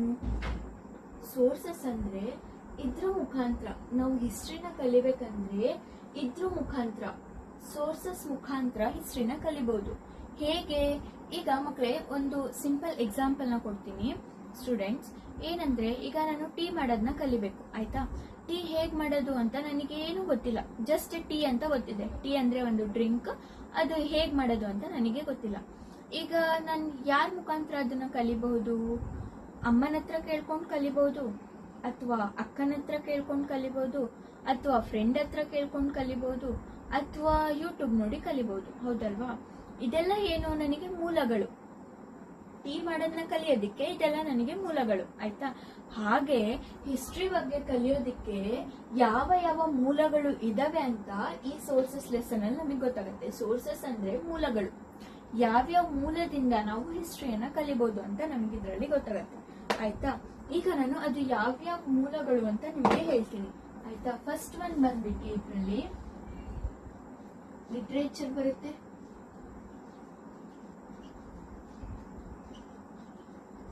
ಲಿಟ್ರೇಚರ್ ಇದು ಏನಂತ ನಿಮಗೆ ಹೇಳ್ತೀನಿ ಮಕ್ಕಳೇ ನಾನು. ಫಸ್ಟ್ ಬಂದ್ಬಿಟ್ಟು ಲಿಟ್ರೇಚರ್ ಬರುತ್ತೆ. ನೆಕ್ಸ್ಟ್ ಬಂದ್ಬಿಟ್ಟು ಆರ್ಕಿಯೋಲಾಜಿಕಲ್ ಸೋರ್ಸಸ್ ಬರುತ್ತೆ.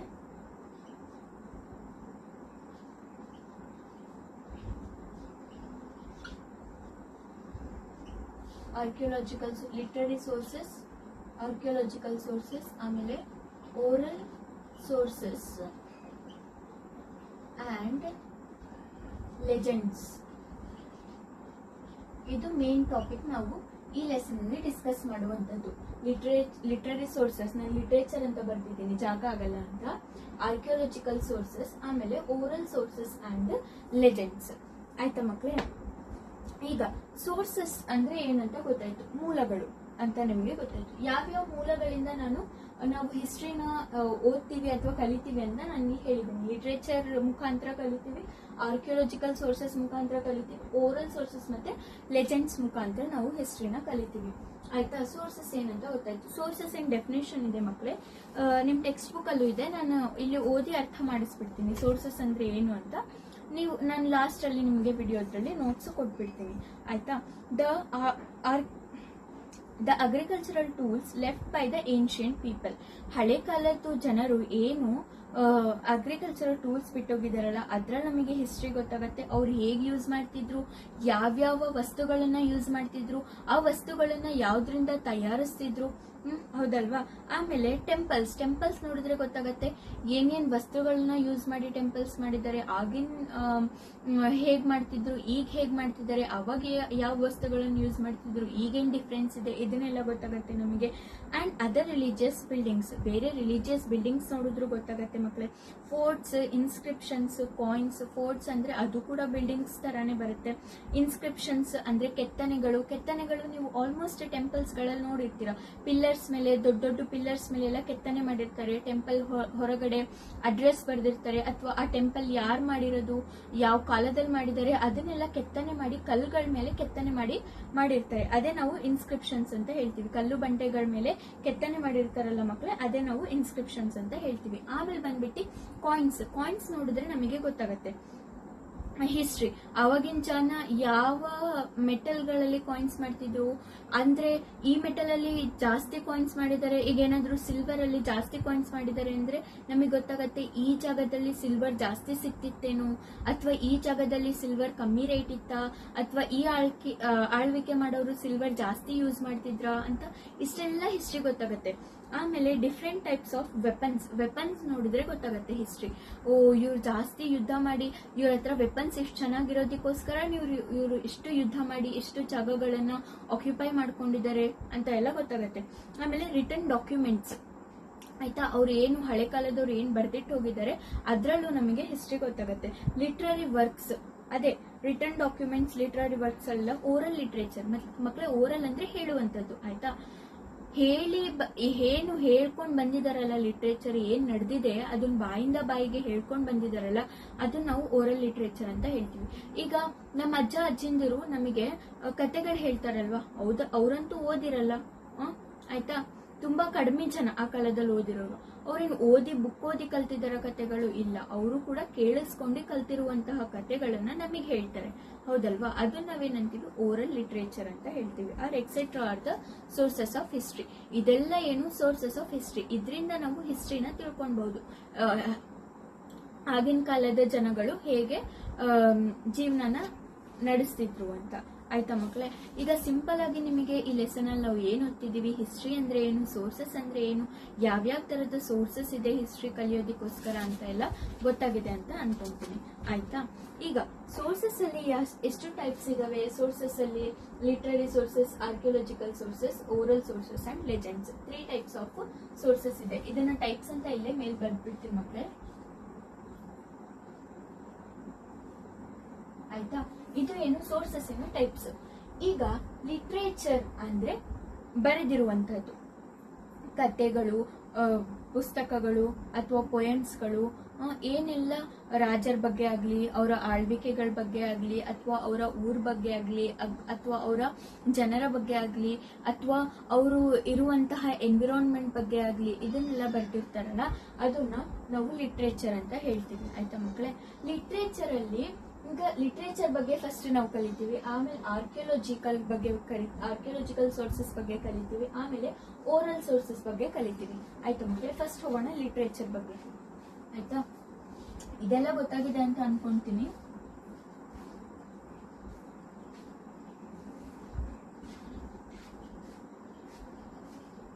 Literary sources. ಓಕೆ ಮಕ್ಕಳೇ. ಲಿಟ್ರರಿ ಸೋರ್ಸಸ್ ಅಲ್ಲಿ ಮಕ್ಕಳೇ 2 ತರದ್ ಬರುತ್ತೆ. ಯಾವ್ದಾವ್ದು ಅಂದ್ರೆ ಫಸ್ಟ್ ಒನ್ ಬಂದ್ಬಿಟ್ಟು ನೇಟಿವ್ ಲಿಟ್ರೇಚರ್,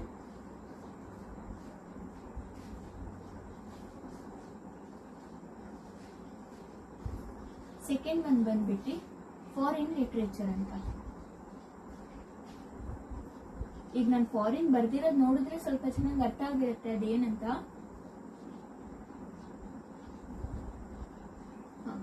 ಈಗ ಹೇಳ್ಬಿಡ್ತೀನಿ ನೋಡಿ. ನೇಟಿವ್ ಲಿಟ್ರೇಚರ್ ಅಂದ್ರೆ ಸಿಂಪಲ್ ಆಗಿ ಮಕ್ಕಳೇ, ಇದ್ರಲ್ಲಿ ಏನು ಜಾಸ್ತಿ ಇಲ್ಲ. ಆಯ್ತಾ. ನೇಟಿವ್ ಲಿಟ್ರೇಚರ್ ಅಂದ್ರೆ ಏನು, ಫಾರಿನ್ ಲಿಟ್ರೇಚರ್ ಅಂದ್ರೆ ಏನು, ನೇಟಿವ್ ಲಿಟ್ರರಿ ವರ್ಕ್ಸ್ ನ ಸ್ವಲ್ಪ ಕೊಟ್ಟಿದ್ದಾರೆ ನಿಮಗೆ, ಫಾರಿನ್ ಲಿಟ್ರರಿ ವರ್ಕ್ಸ್ ನ ಸ್ವಲ್ಪ ಕೊಟ್ಟಿದ್ದಾರೆ. ಅದನ್ನ ನೆನ್ಪಿಟ್ಕೊಂಡ್ರೆ ಮುಗೀತು ಮಕ್ಕಳೇ. ಇದ್ರಲ್ಲಿ ಏನು ಜಾಸ್ತಿ ನೀವು ಕಲಿಯೋದೇನು ಇಲ್ಲ. ನೇಟಿವ್ ಲಿಟ್ರೇಚರ್ ಅಲ್ಲಿ ಏನಿದೆ, ನೇಟಿವ್ ಲಿಟ್ರೇಚರ್ ಅಂದ್ರೆ ರಿಟನ್ ಬೈ ಇಂಡಿಯನ್ಸ್. ಆಯ್ತಾ ಮಕ್ಕಳೇ. ನೇಟಿವ್ ಲಿಟ್ರೇಚರ್ ನಾವು ಯಾವ್ದನ್ನ ಅಂತೀವಂದ್ರೆ ರಿಟನ್ ಬೈ ಇಂಡಿಯನ್ಸ್. ಇಂಡಿಯನ್ಸ್ ಯಾವ ಲಿಟ್ರರಿ ವರ್ಕ್ಸ್ ನ ಬರ್ದಿದ್ದಾರೆ ಅದನ್ನ ನಾವು ನೇಟಿವ್ ಲಿಟ್ರೇಚರ್ ಅಂತ ಹೇಳ್ತೀವಿ. ಹಾಗೆ ಫಾರಿನ್ ಲಿಟ್ರೇಚರ್ ಅಂತ ನಾವು ಯಾವ್ದಕ್ಕೆ ಹೇಳ್ತೀವಿ ಅಂದ್ರೆ ಫಾರಿನರ್ಸ್ ಅಥವಾ ವಿಸಿಟರ್ಸ್ ಅಥವಾ ಸ್ಕಾಲರ್ಸ್,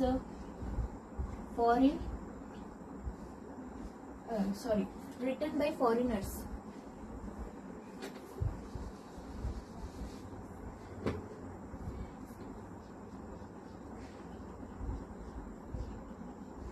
written by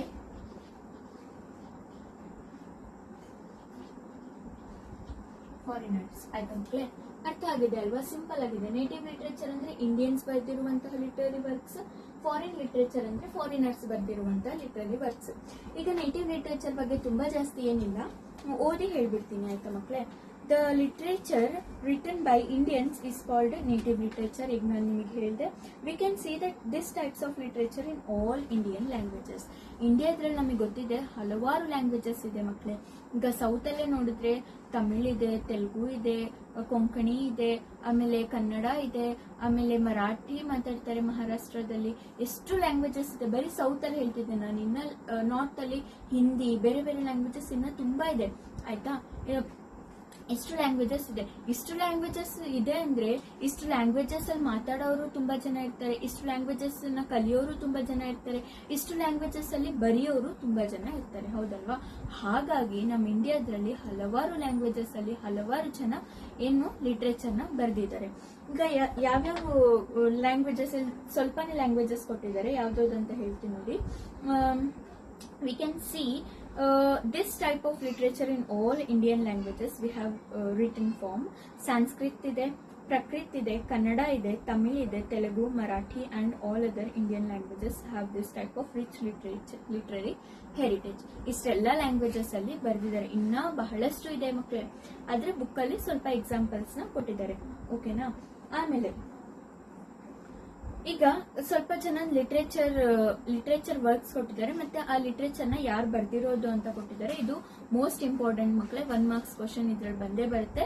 ಇದನ್ನೆಲ್ಲ ನೀವು ಕಲಿಬೇಕು. ಯಾವ್ದಲ್ಲಿ ನೇಟಿವ್ ಲಿಟ್ರೇಚರ್ ಮತ್ತೆ ಫಾರಿನ್ ಲಿಟ್ರೇಚರ್ ಅಲ್ಲಿ ಯಾರು ಬರ್ದಿದ್ದಾರೆ, ಯಾವ್ದನ್ನ ಬರ್ದಿದ್ದಾರೆ ಅನ್ನೋದನ್ನ ಕಲಿಯೋದು ತುಂಬಾ ಇಂಪಾರ್ಟೆಂಟ್. ನಾನು ಓದಿ ಹೇಳ್ಬಿಡ್ತೀನಿ. ವಿಡಿಯೋ ಲಾಸ್ಟ್ ಅಲ್ಲಿ ನಿಮಗೆ ನೋಟ್ಸ್ ಸಿಗತ್ತೆ. ಆಯ್ತಾ ಮಕ್ಕಳೇ. ವಿಶಾಖದತ್ತ ಬರ್ದಿರುವಂತಹ ಮೃದು ರಾಕ್ಷಸ, ಕಲ್ಹನ ಬರ್ದಿರುವಂತಹ ರಾಜತರಂಗಿಣಿ, ಮತ್ತೆ ಅಶ್ವಘೋಷ ಬರೆದಿರುವಂತಹ ಬುದ್ಧ ಚರಿತ, ಕೌಟಿಲ್ಯ ಬರೆದಿರುವಂತಹ ಅರ್ಥಶಾಸ್ತ್ರ, ಹಾಲ ಬರೆದಿರುವಂತಹ ಗತಾ ಸಪ್ತಶತಿ, ಬಾನಭಟ್ಟ ಬರೆದಿರುವಂತಹ ಹರ್ಷಚರಿತ, ಮತ್ತು ಚಾಂದ್ ಬರ್ದಯಿ ಬರೆದಿರುವಂತಹ ಪೃಥ್ವಿರಾಜ್ ರಾಸು, ಪಂಪ ಬರೆದಿರುವಂತಹ ವಿಕ್ರಮಾರ್ಜುನ ವಿಜಯ, ಸಂಗಮ್ ಲಿಟ್ರೇಚರ್. ಆಯ್ತಾ, ಇಷ್ಟೆಲ್ಲ ಲಿಟ್ರೇಚರ್ ಎಕ್ಸಾಂಪಲ್ಸ್ ನ ಕೊಟ್ಟಿದ್ದಾರೆ. ಆಲ್ಮೋಸ್ಟ್ ಅರ್ಥ ಆಗಿದೆ ಅಂತ ಅನ್ಕೊಂತೀನಿ. ಈಗ ನಾನು ನೆಕ್ಸ್ಟ್ ಹೋಗ್ತೀನಿ ಫಾರಿನ್ ಲಿಟ್ರೇಚರ್. ಫಾರಿನ್ ಲಿಟ್ರೇಚರ್ ಅಂದ್ರೆ ಹೇಳಿದೆ, ಫಾರಿನರ್ಸ್, ಸ್ಕಾಲರ್ಸ್ ಯಾರಾದ್ರೂ ಇಲ್ಲಿ ತಿರ್ಗಕ್ಕೆ ನಮ್ ಇಂಡಿಯಾನ ನೋಡಕ್ಕೆ ಬಂದಿರ್ತಾರಲ್ಲ, ಅವಾಗ ಅವ್ರು ಯಾವ ರಾಜನ ಮಹಾಲಿಗೆ ಅಥವಾ ಅವರ ಫೋರ್ಟ್ಸ್, ಅವ್ರು ಏನ್ ಮಾಡ್ತಿದ್ದಾರೆ, ಅವರ ವಿಲೇಜಸ್ ನ ನೋಡಿರ್ತಾರಲ್ಲ, ಅವ್ರು ಬರ್ದಿರುವಂತ ಲಿಟ್ರರಿ ವರ್ಕ್ಸ್ ನ ನಾವು ಫಾರಿನ್ ಲಿಟ್ರೇಚರ್ ಅಂತ ಕರಿತೀವಿ. The literature written by foreign writers, travellers, scholars R called foreign literature. ಆಯ್ತಾ, ಇದೇ ಮಕ್ಕಳೇ, ಇದೇ ನಿಮಗೇನು ಡೆಫಿನೇಷನ್. ಫಾರಿನ್ ಲಿಟ್ರೇಚರ್ ಅಂದ್ರೆ ಏನು ಅಂತ ಕೇಳಿದ್ರೆ ಇದೇ ಬರಿಬೇಕು. The literature written by foreigners, scholars or foreign writers, scholars or travellers is called R called foreign literature. Megasthenes Indica, Megasthenes ಅನ್ನೋರು ಬರ್ದಿರುವಂತಹ ಇಂಡಿಕಾ, ಹ್ಯುನ್ಸಾನ್ಸ್ ಬರ್ದಿರುವಂತಹ ಸಿಯುಕಿ, ಆಮೇಲೆ ಫಾಹಿನ್ಸ್ ಬರ್ದಿರುವಂತಹ ಬೋಕೋಕಿ, ಸೈಲಾನ್ಸ್ ಬರ್ದಿರುವಂತಹ ದೀಪವಂಶ ಮತ್ತು ಮಹಾವಂಶ, ಟಾಲ್ಮೀಸ್ ಬರ್ದಿರುವಂತಹ ಜಿಯೋಗ್ರಫಿ, ಬರಾನೀಸ್ ಬರ್ದಿರುವಂತಹ ತಾರಿಖೆ ಫಿರೋಜ್ ಶಾಹಿ, ಇದೆಲ್ಲ ಏನು ರೈಟಿಂಗ್ಸ್. ಇದ್ಯಾವುದು ಫಾರಿನರ್ಸ್ ರೈಟಿಂಗ್ಸ್, ಫಾರಿನ್ ಲಿಟ್ರೇಚರ್ ಅಲ್ಲಿ ಬರುತ್ತೆ ಮಕ್ಕಳೇ. ಆಯ್ತಾ, ಇದು ಆಲ್ಮೋಸ್ಟ್ ಅರ್ಥ ಆಗಿದೆ ಅಂತ ತಿಳ್ಕೊಂತೀನಿ. ಈಗ ನಾನು ನೆಕ್ಸ್ಟ್ ಹೋಗ್ತೀನಿ ಆರ್ಕಿಯಾಲಜಿಕಲ್ ಸೋರ್ಸಸ್ ಬಗ್ಗೆ ಮಕ್ಕಳೇ. ಈಗ ನಮ್ದು ಲಿಟ್ರರಿ ಸೋರ್ಸಸ್ ಮುಗೀತು. ಲಾಸ್ಟ್ ನಿಮಗೆ ನೋಟ್ಸ್ ಸಿಗತ್ತಲ್ಲ, ಅದರಲ್ಲಿ ಯಾರು ಬರ್ದಿರುವಂತಹ ಲಿಟ್ರೇಚರ್ ಮತ್ತೆ ಯಾವ ಲಿಟ್ರೇಚರ್ ಎರಡು ಇದೆ ಮಕ್ಕಳೇ. ಅದರಲ್ಲೂ ನೀವು ನೋಟ್ಸ್ ನ ಬರಿಬಹುದು. ಈಗ ನಾನು ಏನ್ ಇಲ್ಲಿ ಪಾಯಿಂಟ್ಸ್ ಸ್ಮಾಲ್ ಆಗಿ ಏನ್ ಡೆಫಿನೇಷನ್ಸ್ ಹೇಳ್ತಿದ್ದೀನಿ, ಸ್ಮಾಲ್ ಪಾಯಿಂಟ್ಸ್ ನಾನು ಏನ್ ಬರಿತಿದ್ದೀನಿ, ಇದು ನೀವು ಬರ್ಕೊಂಡ್ರೆ ಮಕ್ಕಳೇ ತುಂಬಾ ಒಳ್ಳೇದು. ಯಾಕಂದ್ರೆ ನೀವು ಯಾವಾಗ ಓದ್ತಿರಲ್ಲ, ಇದು ಸ್ಮಾಲ್ ಪಾಯಿಂಟ್ಸ್ ನೋಡಿದ್ರೆ ನಿಮಗೆ ಫುಲ್ ನಾನು ಏನ್ ಹೇಳಿದ್ದೆ ಎಲ್ಲ ನೆನಪಿಗೆ ಬರುತ್ತೆ. ಮತ್ತೆ ನಾನು ಹೇಳುವಾಗ ಇಲ್ಲಿ ಟೆಕ್ಸ್ಟ್ ಬುಕ್ ನ ಮುಂದೆ ಇಟ್ಕೊಂಡು ಓದಿ ಮಕ್ಕಳೇ, ತುಂಬಾ ಚೆನ್ನಾಗಿ ಅರ್ಥ ಆಗುತ್ತೆ. ಟೆಕ್ಸ್ಟ್ ಬುಕ್ ಮುಂದೆ ಇಟ್ಕೊಂಡು ಕ್ಲಾಸ್ ನ ಕೇಳಿ. ಆಯ್ತಾ, ನೆಕ್ಸ್ಟ್ ಬಂದ್ಬಿಟ್ಟು ಆರ್ಕಿಯಾಲಜಿಕಲ್ ಸೋರ್ಸಸ್. ಆರ್ಕಿಯಾಲಜಿಕಲ್ ಸೋರ್ಸಸ್ ಬಗ್ಗೆ ಓದೋಣ. ಈಗ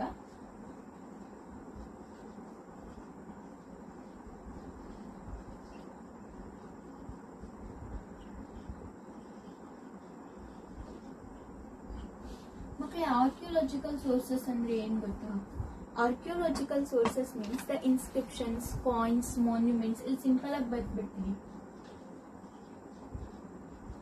Inscriptions, coins, monuments,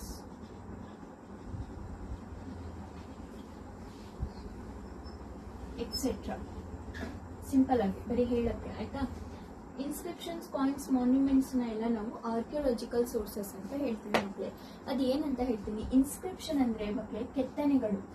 ಆಯ್ತಾ, ಈಗ ನೀವು ಏನು ಟೆಂಪಲ್ಸ್ ಗಳಲ್ಲಿ ಇದ್ರಲ್ಲಿ ಎಲ್ಲ ನೋಡ್ತಿರಲ್ಲ, ದೊಡ್ಡ ದೊಡ್ಡ ಪಿಲ್ಲರ್ಸ್ ಮೇಲೆಲ್ಲ ಕೆತ್ತನೆಗಳು ಮಾಡಿರ್ತಾರಲ್ವಾ, ಅದನ್ನ ನಾವು ಇನ್ಸ್ಕ್ರಿಪ್ಷನ್ಸ್ ಅಂತ ಹೇಳ್ತೀವಿ, ಕೆತ್ತನೆಗಳನ್ನು. ಆಮೇಲೆ ಕಾಯಿನ್ಸ್ ಅಂತೂ ನಿಮಗೆ ಆಲ್ಮೋಸ್ಟ್ ಗೊತ್ತು, ಮಿಂಟೆಡ್ ಕಾಯಿನ್ಸ್. ಆಮೇಲೆ ಮಾನ್ಯುಮೆಂಟ್ಸ್ ಅಂದ್ರೆ for example Taj Mahal, Gol Gumbaz, Red Fort, ಇದೆಲ್ಲ ಏನು ಮಕ್ಕಳೇ ಮಾನ್ಯುಮೆಂಟ್ಸ್. ಆಯ್ತಾ ಮಕ್ಕಳೇ, ಇದನ್ನ ಎಲ್ಲ ನಾವು ಏನಂತೀವಿ ಆರ್ಕಿಯಾಲಜಿಕಲ್ ಸೋರ್ಸಸ್ ಅಂತ ಹೇಳ್ತೀವಿ ಮಕ್ಕಳೇ. ಇಲ್ಲಿ ಓದಿ ಹೇಳ್ಬಿಡ್ತೀನಿ ಸಿಂಪಲ್ ಆಗಿ, ನಿಮಗೆ ಅರ್ಥ ಆಗಿದೆ ಅಂತ ಅನ್ಕೊಂತೀನಿ. The inscriptions, coins, monuments, pots and other that have been obtained during researches and excavations ಅಂತ ಒಂದು ವರ್ಡ್ ಇದೆ. Excavations are called archaeological sources ಮಕ್ಕಳೇ. ಇದು ಡೆಫಿನೇಷನ್ಸ್ ಎಲ್ಲ ನಿಮಗೆ ಲಾಸ್ಟ್ ಅಲ್ಲಿ ಕೊಡ್ತೀನಿ ನಾನು. ಇದರಲ್ಲಿ ಈಗ ಇದನ್ನೆಲ್ಲ ನಾವು ಆರ್ಕಿಯಾಲಜಿಕಲ್ ಸೋರ್ಸಸ್ ಅಂತ ಹೇಳ್ತೀವಿ. ಎಕ್ಸ್ಕವೇಷನ್ಸ್ ಅಂತ ಒಂದು ವರ್ಡ್ ಹೇಳಿದೆ ಮಕ್ಕಳೇ ನಾನು ಇಲ್ಲಿ.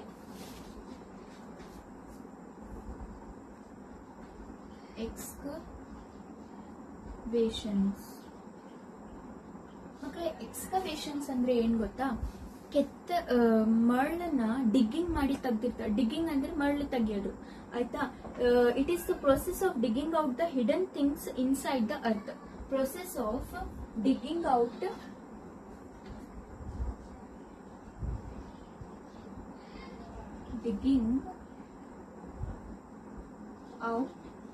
hidden things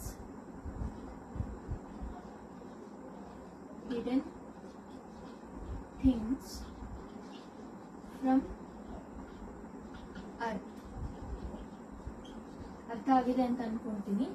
ಮರಳನ್ನ ತೆಗ್ದಿ, ಗುಂಡಿ ತೆಗ್ದಿ, ಅದರಿಂದ ವಸ್ತುಗಳನ್ನ ತೆಗಿತೀವಲ್ಲ ಅದನ್ನ ನಾವು ಎಕ್ಸ್ಕವೇಷನ್ಸ್ ಅಂತ ಹೇಳ್ತೀವಿ. ಮ್ಯಾಮ್ ಹೇಗೆ ಗೊತ್ತಿರುತ್ತೆ ನಮಗೆ ಅಲ್ಲಿ ಏನಾದ್ರೂ ಇದೆ ಅಂತ? ಈಗಂತೂ ಸೆನ್ಸರ್ ಮೆಷಿನ್ಸ್ ಇದೆ, ಅದನ್ನ ನೋಡಿ ತಿಳ್ಕೊಂತಾರೆ ಅಲ್ಲೇನೋ ಇದೆ. ಈಗ ನಾವು ಚಿನ್ನ ಎಲ್ಲ ಹೇಗೆ ಹುಡುಕ್ತಿವಿ? ಸೆನ್ಸರ್ಸ್ ಮೆಷಿನ್ಸ್ ನ ತಗೊಂಡ್ಬಿಟ್ಟು ನೋಡಿದ್ರೇನೆ ನಮಗೆ ಗೊತ್ತಾಗೋದು, ಓ ಇಲ್ಲಿ ಈ ಜಾಗದಲ್ಲಿ ಚಿನ್ನ ಇದೆ, ಬೆಳ್ಳಿ ಇದೆ, ಒಳಗಿದೆ, ತೆಗೆದ್ರೆ ಸಿಗತ್ತೆ ನಮಗೆ ಅನ್ನೋದು. ಆದ್ರೆ ಇಲ್ಲಿ ನಾವೇನ್ ಹೇಳ್ತಿದೀವಿ ಅಂದ್ರೆ ಎಕ್ಸ್ಕವೇಷನ್ಸ್ ಅಂದ್ರೆ ಈಗೇನು ಬೋಟ್ಗಳಿರತ್ತೆ ಅಥವಾ ಅಲ್ಲೇನೋ ಸಣ್ಣದು, ಈಗ ನಾವು ಹೇಳ್ತೀವಲ್ಲ ಕೇವ್ ಒಳಗ್ ಹೋಗೋದು, ನೀವು ಟೆಂಪಲ್ಸ್ ಗಳಲ್ಲೆಲ್ಲ ನೋಡಿರ್ತೀರ, ಏನು ಸ್ಟೆಪ್ಸ್ ಕೆಳಗ್ ಹೋದ್ರೆ ಅಲ್ಲಿ ಒಳಗ ಸಣ್ಣ ಸಣ್ಣ ಟೆಂಪಲ್ಸ್ ಇರುತ್ತೆ. ಸ್ಟೆಪ್ಸ್ ಕೆಳಗ್ ಹೋದ್ರೆ ಅಲ್ಲೇನೋ ಬಾವಿ ತರ ಮಾಡಿರ್ತಾರೆ. ಸ್ಟೆಪ್ಸ್ ಕೆಳಗ್ ಹೋದ್ರೆ ಅಲ್ಲೇನೋ ಬೇರೆದೆ ಸ್ನಾನ ಮಾಡೋದು, ಏನೋ ದೊಡ್ಡ ದೊಡ್ಡ ರಾಜಂದಿರು ಏನೇನೋ ಮಾಡಿರ್ತಾರಲ್ಲ ಕೆಳಗಡೆ, ಆಯ್ತಾ? ಆ ತರದೆಲ್ಲ ಏನಾಗುತ್ತೆ, ಈ ಸುನಾಮಿ, ಈ ಜಾಸ್ತಿ ಮಳೆ ಇದೇನಾದ್ರೂ ಬಂದಾಗ ಅದೆಲ್ಲ ಮರಳು ಮುಚ್ಕೊಂಡು ಹೋಗಿರುತ್ತೆ ಅದ್ರ ಮೇಲೆ. ಆ ಮರಳನ್ನ ತೆಗ್ದಾಗ ಸಿಗ್ತಾವಲ್ಲ ಆ ವಸ್ತುಗಳನ್ನ ನಾವು ಎಕ್ಸ್ಕವೇಷನ್ಸ್ ಅಲ್ಲಿ ಸಿಗಿರುವಂತಹ ಆರ್ಕಿಯೋಲಾಜಿಕಲ್ ಸೋರ್ಸಸ್ ಅಂತ ಕರಿತೀವಿ ಮಕ್ಕಳೇ. ಅರ್ಥ ಆಗಿದೆ ಅಂತ ಅನ್ಕೊಂತೀನಿ. ಈಗ ಇದೆಲ್ಲ ಆಯ್ತು. ಆಮೇಲೆ the materials available inside the earth are also called as archaeological sources ಮಕ್ಕಳೇ. ಯಾವ್ಯಾವ ಮೆಟೀರಿಯಲ್ ನಮಗೆ ಇನ್ಸೈಡ್ ದ ಅರ್ತ್ ಸಿಗತ್ತಲ್ಲ ಅದನ್ನು ನಾವು ಆರ್ಕಿಯೋಲಾಜಿಕಲ್ ಸೋರ್ಸಸ್ ಅಂತ ಕರಿತೀವಿ ಮಕ್ಕಳೇ. ಆಯ್ತಾ? ಈಗ ನಾವು ಒಂದೊಂದೇ ಇದ್ರಲ್ಲಿ ನಾನು ಹೇಳಿದೆ ನಿಮಗೆ ಇನ್ಸ್ಕ್ರಿಪ್ಷನ್ಸ್, ಕೆತ್ತನೆಗಳು, ಕಾಯಿನ್ಸ್, ಮಾನ್ಯುಮೆಂಟ್ಸ್ ಅಂತ ಎಲ್ಲ ಹೇಳಿದೆ ಆರ್ಕಿಯೋಲಾಜಿಕಲ್ ಸೋರ್ಸಸ್ ಅಲ್ಲಿ. ಈಗ ನಾವು ಅದ್ರ ಬಗ್ಗೆನೆ 1 by 1 ಕಲಿತಾ ಹೋಗೋಣ. ಇನ್ಸ್ಕ್ರಿಪ್ಷನ್ಸ್ ಹೇಗಿದೆ, ಯಾವ್ಯಾವ ತರ ಇದೆ, ಏನೇನಿದೆ ಅಂತ. ಆಮೇಲೆ ಕಾಯಿನ್ಸ್ ಬಗ್ಗೆ ಓದೋಣ, ಆಮೇಲೆ ಮಾನ್ಯುಮೆಂಟ್ಸ್ ಬಗ್ಗೆ ಓದೋಣ, ಆಮೇಲೆ ನಾವು ಲಾಸ್ಟಿಗೆ ಓರಲ್ ಸೋರ್ಸಸ್ ಬಗ್ಗೆ ಹೋಗೋಣ ಮಕ್ಕಳೇ. ಆಲ್ಮೋಸ್ಟ್ ಇಲ್ಲಿ ತನಕ ಅರ್ಥ ಆಗಿದೆ ಅಂತ ಅನ್ಕೊಂತೀನಿ. ಈಗ ನನ್ನ ನೆಕ್ಸ್ಟ್ ಟಾಪಿಕ್ ಏನಂದ್ರೆ ಇನ್ಸ್ಕ್ರಿಪ್ಷನ್ಸ್ ಮಕ್ಕಳೇ.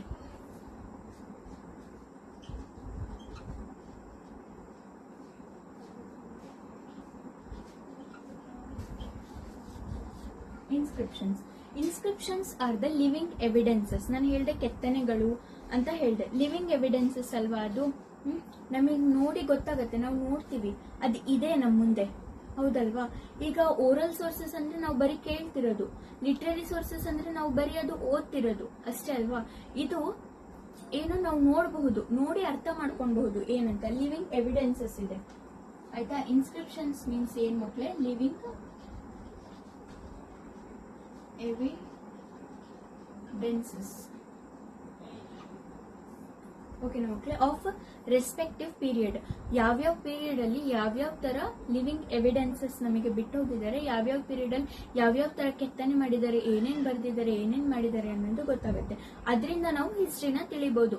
ಓ ಈ ಕಾಲದ ಜನ ಹೀಗ್ ಮಾಡಿದ್ದಾರೆ, ಓ ಅವ್ರಿಗೆ ಈ ಲ್ಯಾಂಗ್ವೇಜ್ ಬರ್ತಿತ್ತು, ಓ ಅವ್ರು ಈಗ ಪೇಂಟಿಂಗ್ ಮಾಡ್ತಿದ್ರು, ಓ ಅವರು ಈಗ ಕೆಲಸಗಳನ್ನ ಮಾಡಿದ್ದಾರೆ, ಏನೇನ್ ಮಾಡಿದ್ದಾರೆ ಅನ್ನೋದು ನಮಗೆ ಅದರಲ್ಲಿ ಗೊತ್ತಾಗುತ್ತೆ. They provide us information about a religion, culture, ಅವರ ರಿಲಿಜನ್ ಬಗ್ಗೆ ಇನ್ಫಾರ್ಮೇಶನ್. ಈಗ ಲ್ಯಾಂಗ್ವೇಜ್ ನೋಡಿದ್ರೆ ರಿಲಿಜನ್ ಗೊತ್ತಾಗತ್ತೆ ಅಲ್ವಾ? ಆಮೇಲೆ ಅವರ ಕಲ್ಚರ್ ಹೇಗಿತ್ತು, ಅವ್ರು ಯಾವ್ಯಾವ ವಸ್ತುಗಳನ್ನ ಯೂಸ್ ಮಾಡಿದ್ದಾರೆ, ಅವರು ಪೇಂಟ್ಸ್ ಯೂಸ್ ಮಾಡಿದಾರಾ ಅಥವಾ ಕಲ್ಗಳಿಂದ ಪೇಂಟ್ ಮಾಡಿದಾರಾ, ಅಥವಾ ಅವ್ರು ಏನಾದ್ರೂ ಪೇಂಟಿಗೋಸ್ಕರ ಏನಾದ್ರೂ ಹೊಸದೇನಾದ್ರೂ ಯೂಸ್ ಮಾಡಿದಾರಾ, ಅದಕ್ಕೆ ಟ್ರೀಸ್ ಯೂಸ್ ಮಾಡಿದಾರಾ, ಏನಾದ್ರೂ ಟ್ರೀಸ್ ಅಲ್ಲಿರುವಂತಹ ಥಿಂಗ್ಸ್ ಏನಾದ್ರೂ ಯೂಸ್ ಮಾಡಿದಾರಾ, ಅಥವಾ ಇಲ್ಲಪ್ಪ ಅವರೇ ಏನಾದ್ರೂ ಹೊಸದನ್ನ ಕ್ರಿಯೇಟ್ ಮಾಡಿದಾರಾ, ಏನೇನಂತ ನಮಗೆ ಇನ್ಸ್ಕ್ರಿಪ್ಷನ್ಸ್, ಲಿವಿಂಗ್ ಎವಿಡೆನ್ಸಸ್ ನೋಡಿದಾಗ ಅವರ ಕಲ್ಚರ್, ಅವರ ಹೆರಿಟೇಜ್ ಗೊತ್ತಾಗುತ್ತೆ ಮಕ್ಕಳೇ.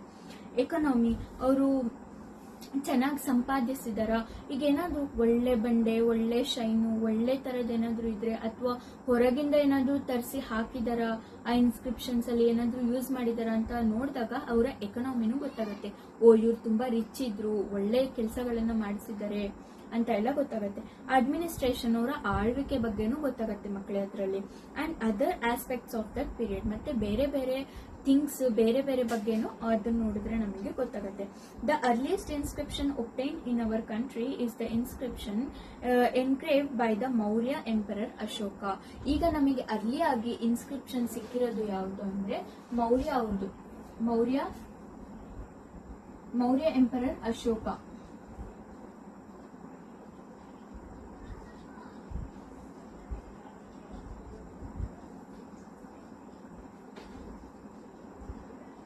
ಅಶೋಕ ಅವರು ಮಾಡಿಸಿರುವಂತಹ ಇನ್ಸ್ಕ್ರಿಪ್ಷನ್ ನಮಗೆ ಈಗ ಸಿಕ್ಕಿದೆ ಅಂತ ಹೇಳ್ತಿದ್ದಾರೆ. ಇದು ಇಂಪಾರ್ಟೆಂಟ್ ಆಗ್ಬೋದು ಮಕ್ಕಳು, ಕೇಳ್ಬೋದು 1 ಮಾರ್ಕ್ಸ್ಗೆ, ಆಯ್ತಾ?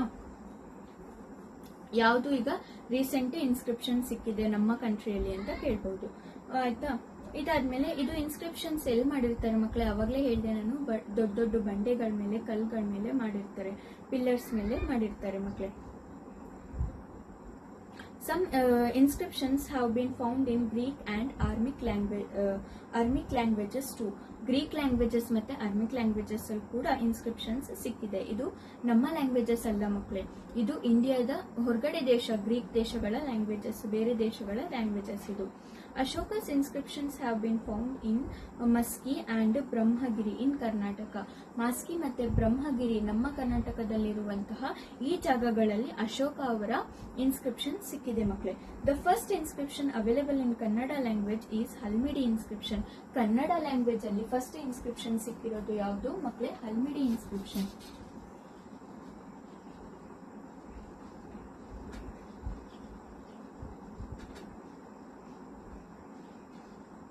ಹಲ್ಮಿಡಿ ಇನ್ಸ್ಕ್ರಿಪ್ಷನ್ ಯಾವ್ದು ಹೇಳಿ ಮಕ್ಕಳೇ? ಫಸ್ಟ್ ಕನ್ನಡ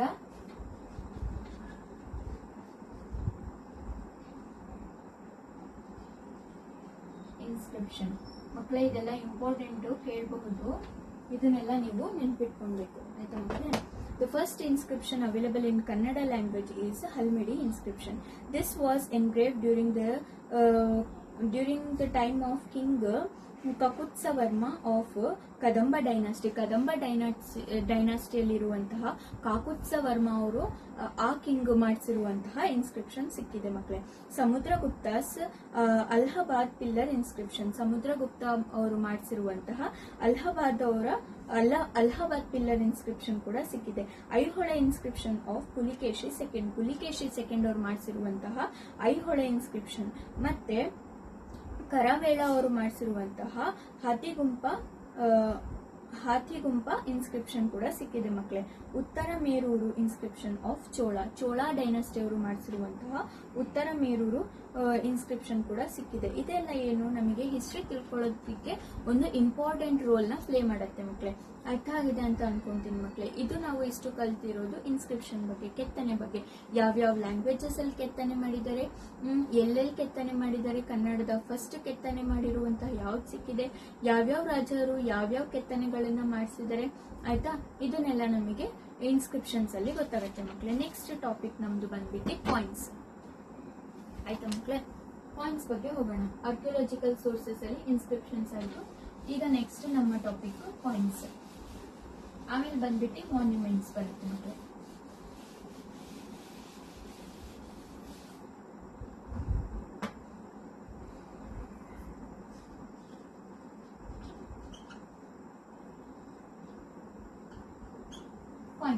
ಕಾಯಿನ್ಸ್ ಅಂದ್ರೆ ಗೊತ್ತು, ನಾವು ಈಗಲೂ ನೋಡ್ತಿದೀವಿ ಕಾಯಿನ್ಸ್. ಆದ್ರೆ ಹಳೆ ಕಾಲದ ಕಾಯಿನ್ಸ್ ಬೇರೆ ತರ ಇರ್ತಿತ್ತು, ಬೇರೆ ಮೆಟಲ್ಸ್ ಅಲ್ಲಿ ಬೇರೆ ಇದ್ರಲ್ಲಿ ಇರ್ತಿತ್ತು. ಈಗಿನ ಕಾಯಿನ್ಸ್ ಬೇರೆ ತರ ಇದೆ. ಆದ್ರೆ ಕಾಯಿನ್ಸ್ ಏನಂತ ನಮಗೆ ಗೊತ್ತಾಗುತ್ತೆ, ಯಾಕಂದ್ರೆ ನಮ್ಮ ಹತ್ರ ಈಗಲೂ ಕಾಯಿನ್ಸ್ ಇದೆ ಆಯ್ತಾ ಮಕ್ಕಳೇ.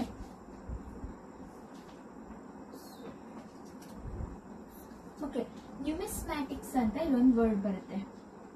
ನ್ಯೂಮಿಸ್ಮ್ಯಾಟಿಕ್ಸ್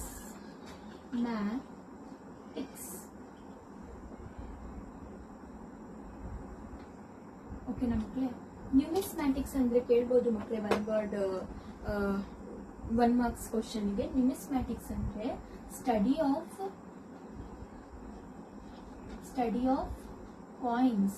ಕಾಯಿನ್ಸ್ ಬಗ್ಗೆನ ಸ್ಟಡಿ ಮಾಡ್ತಾರಲ್ಲ, ಆ ಸ್ಟಡಿನ ನಾವು ನ್ಯೂಮಿಸ್ಮ್ಯಾಟಿಕ್ಸ್ ಅಂತ ಹೇಳ್ತೀವಿ ಮಕ್ಕಳೇ.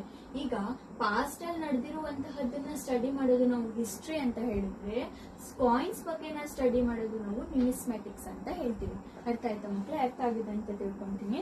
Numismatics is the study of the evolution, nature and development of coins ಆಯ್ತಾ ಮಕ್ಕಳೇ. Coins have been minted by using a variety of metals.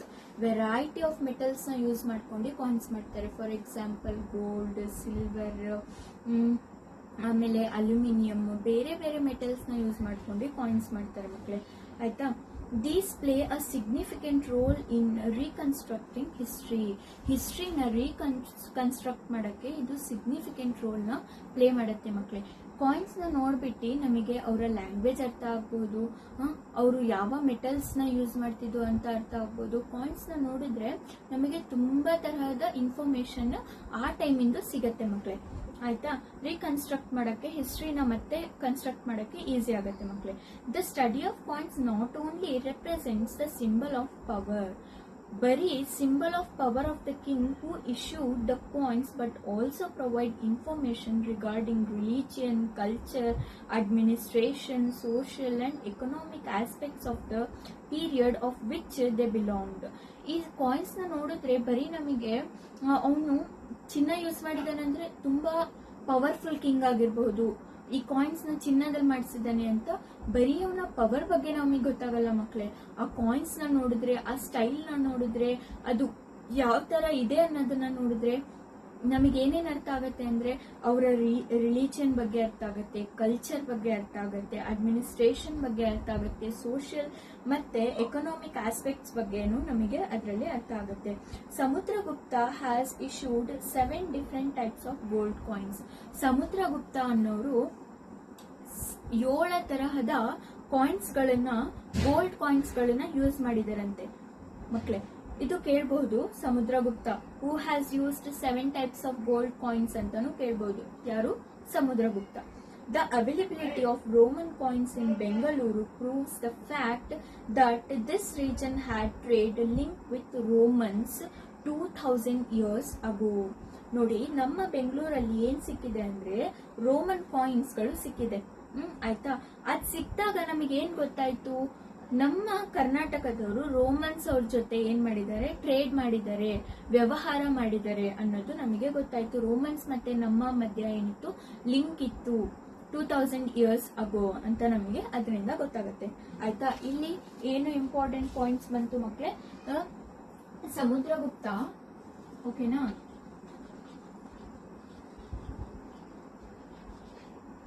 Sorry, Samudragupta 7 types of gold coins ಮಕ್ಕಳೇ.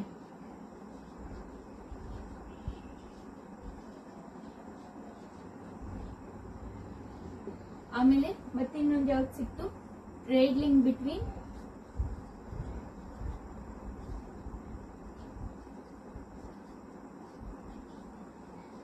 Indians and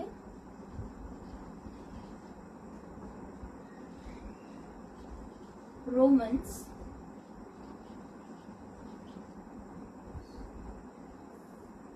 2000 years ago. ಇದು important points ಮಕ್ಕಳೇ. Numismatics ಅಂದ್ರೆ ಏನು? Study of coins, ಓಕೆನಾ? Samudragupta 7 types of gold coins ಮಾಡಿಸಿದ್ರು. Trade link between Indians and Romans 2000 years ago ಇತ್ತು. ಯಾವ ಇದ್ರಲ್ಲಿ? ಬೆಂಗಳೂರಲ್ಲಿ ಸಿಕ್ಕಿದೆ. ಬೆಂಗಳೂರು ಇಲ್ಲಿ ಸಿಕ್ಕಿರುವಂತಹ ಕಾಯಿನ್ಸ್ ನೋಡಿ ಗೊತ್ತಾಗುತ್ತೆ. ಆಯ್ತಾ ಮಕ್ಕಳೇ. ಇದಿಷ್ಟು ಇತ್ತು ನಮಗೆ ಕಾಯಿನ್ಸ್ ಅಲ್ಲಿ, ಸ್ಟಡಿ ಆಫ್ ಕಾಯಿನ್ಸ್ ಅಲ್ಲಿ ಇದಿಷ್ಟು ಇನ್ಫಾರ್ಮೇಶನ್ ಸಿಕ್ತು. ಈಗ ನೆಕ್ಸ್ಟ್ ಹೋಗೋಣ ಮಕ್ಕಳೇ ಮಾನ್ಯುಮೆಂಟ್ಸ್ ಬಗ್ಗೆ.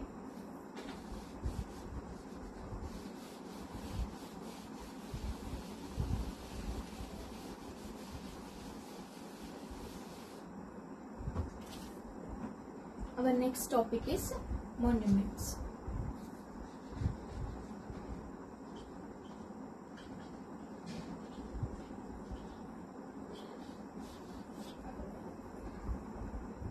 Monuments are most important archaeological sources. Monuments ಅನ್ನೋದು ತುಂಬಾ ಇಂಪಾರ್ಟೆಂಟ್ ಆರ್ಕಿಯಾಲಜಿಕಲ್ ಸೋರ್ಸಸ್. ಯಾಕಂದ್ರೆ ಮಕ್ಕಳೇ, ಆ ಬಿಲ್ಡಿಂಗ್ ಗಳನ್ನ, ಅವ್ರು ಕಟ್ಟಿರುವಂತಹ ಕಟ್ಟಡಗಳನ್ನ ನೋಡಿದ್ರೇನೆ ನಮಗೆ ಜಾಸ್ತಿ ಅದ್ರ ಬಗ್ಗೆ, ಅವರ ಕಲ್ಚರ್ ಬಗ್ಗೆ ಗೊತ್ತಾಗೋದು. ಆಯ್ತಾ ಮಕ್ಕಳೇ. ಅದಕ್ಕೆ ಇದು most important sources. The buildings that remain as the living evidences, buildings ಕೂಡ ಏನು? Living evidences of Indian cultural heritage are called monuments. The buildings, monuments definition ಇದು ಮಕ್ಕಳೇ. The buildings that remain as the living evidences, buildings ಏನಿದೆ living evidences of Indian cultural heritage are called monuments. ಏನ್ ನಮ್ಮ culture ತೋರಿಸುತ್ತೆ, ಆ buildings ಗಳನ್ನ ನೋಡಿದ್ರೆ ನಮ್ಮ ಕಲ್ಚರು ಎದ್ದಿ ಕಾಣಿಸುತ್ತೆ. ಅದನ್ನ ನಾವೇನಂತೀವಿ? ಮಾನ್ಯುಮೆಂಟ್ಸ್ ಅಂತ ಹೇಳ್ತೀವಿ. ಆ ಬಿಲ್ಡಿಂಗ್ಸ್ ನಾವೇನಂತೀವಿ? ಮಾನ್ಯುಮೆಂಟ್ಸ್ ಅಂತ ಹೇಳ್ತೀವಿ. ಮಾನ್ಯುಮೆಂಟ್ಸ್ ಅಲ್ಲಿ ಎಕ್ಸಾಂಪಲ್ ಯಾವ್ದಾವ್ದು ಬರುತ್ತೆ ಮಕ್ಕಳೇ? ಮಾನ್ಯುಮೆಂಟ್ಸ್ ಇಲ್ಲಿ ಬರೀತೀನಿ ನೋಡಿ. ಟೆಂಪಲ್ಸ್ ಬರುತ್ತೆ,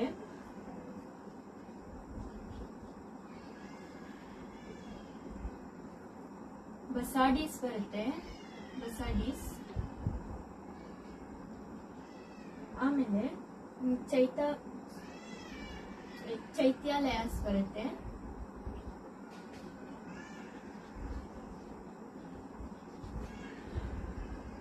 ಪ್ಲೇಸಸ್ ಬರುತ್ತೆ, ಸಾರಿ ಪ್ಲೇಸಸ್ ಅಲ್ಲ ಪ್ಯಾಲೇಸಸ್ ಬರುತ್ತೆ, ಪ್ಲೇಸಸ್ ಬರಲ್ಲ ಮಕ್ಕಳಲ್ಲಿ. ಪ್ಯಾಲೇಸಸ್ ಬರುತ್ತೆ, ಫೋರ್ಟ್ಸ್ ಬರುತ್ತೆ, ಆಮೇಲೆ ಸ್ಕಲ್ಪ್ಚರ್ಸ್ ಬರುತ್ತೆ. ಇದೆಲ್ಲ ಏನು ಎಕ್ಸಾಂಪಲ್ಸ್ ಯಾವುದಕ್ಕೆ ಮಕ್ಕಳೇ? ಮಾನ್ಯುಮೆಂಟ್ಸ್ ಇದೆ. ಆಯ್ತಾ?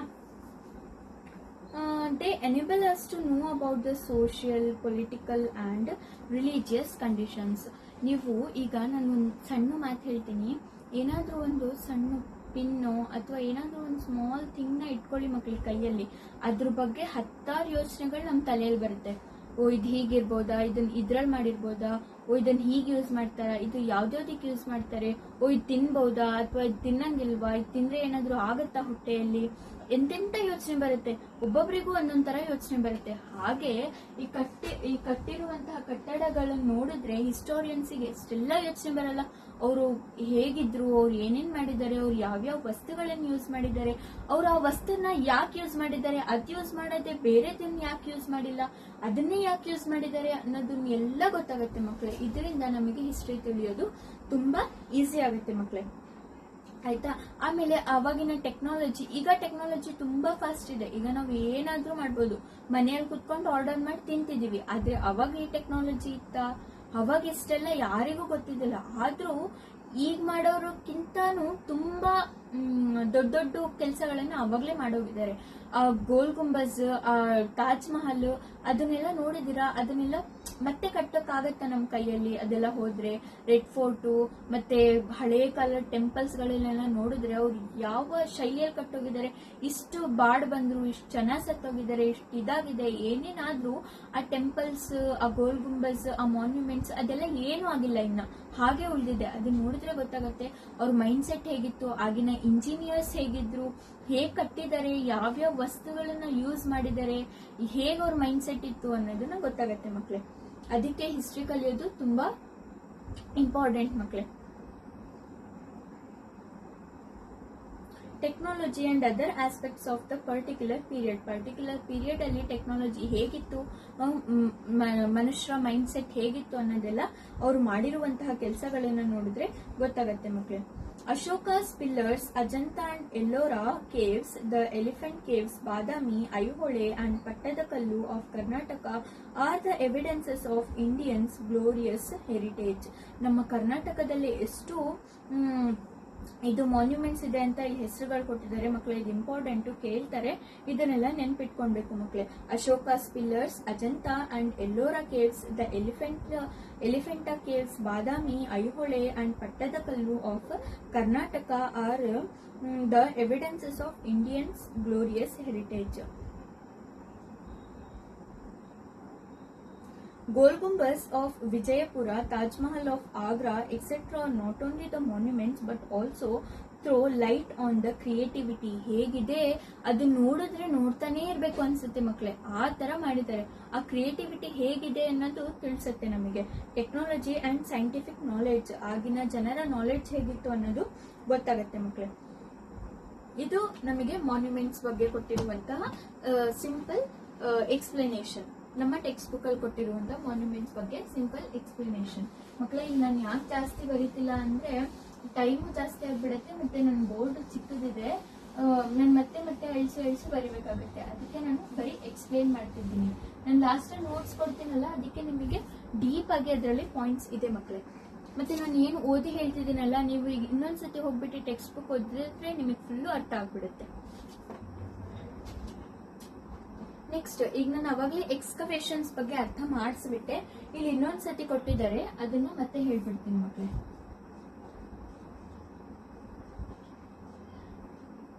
ಎಕ್ಸ್ಕವೇಷನ್ಸ್ ಅಂತ ಹೇಳ್ಬಿಟ್ಟು ಆರ್ಕಿಯಾಲಜಿಕಲ್ ಸೋರ್ಸಸ್ ಅಲ್ಲಿ ಇದೇ ಬೇರೆ ಪ್ಯಾರಾಗ್ರಾಫ್ ಕೊಟ್ಟಿದ್ದಾರೆ, ಅದನ್ನು ಅರ್ಥ ಮಾಡಿಸ್ಬಿಡ್ತೀನಿ.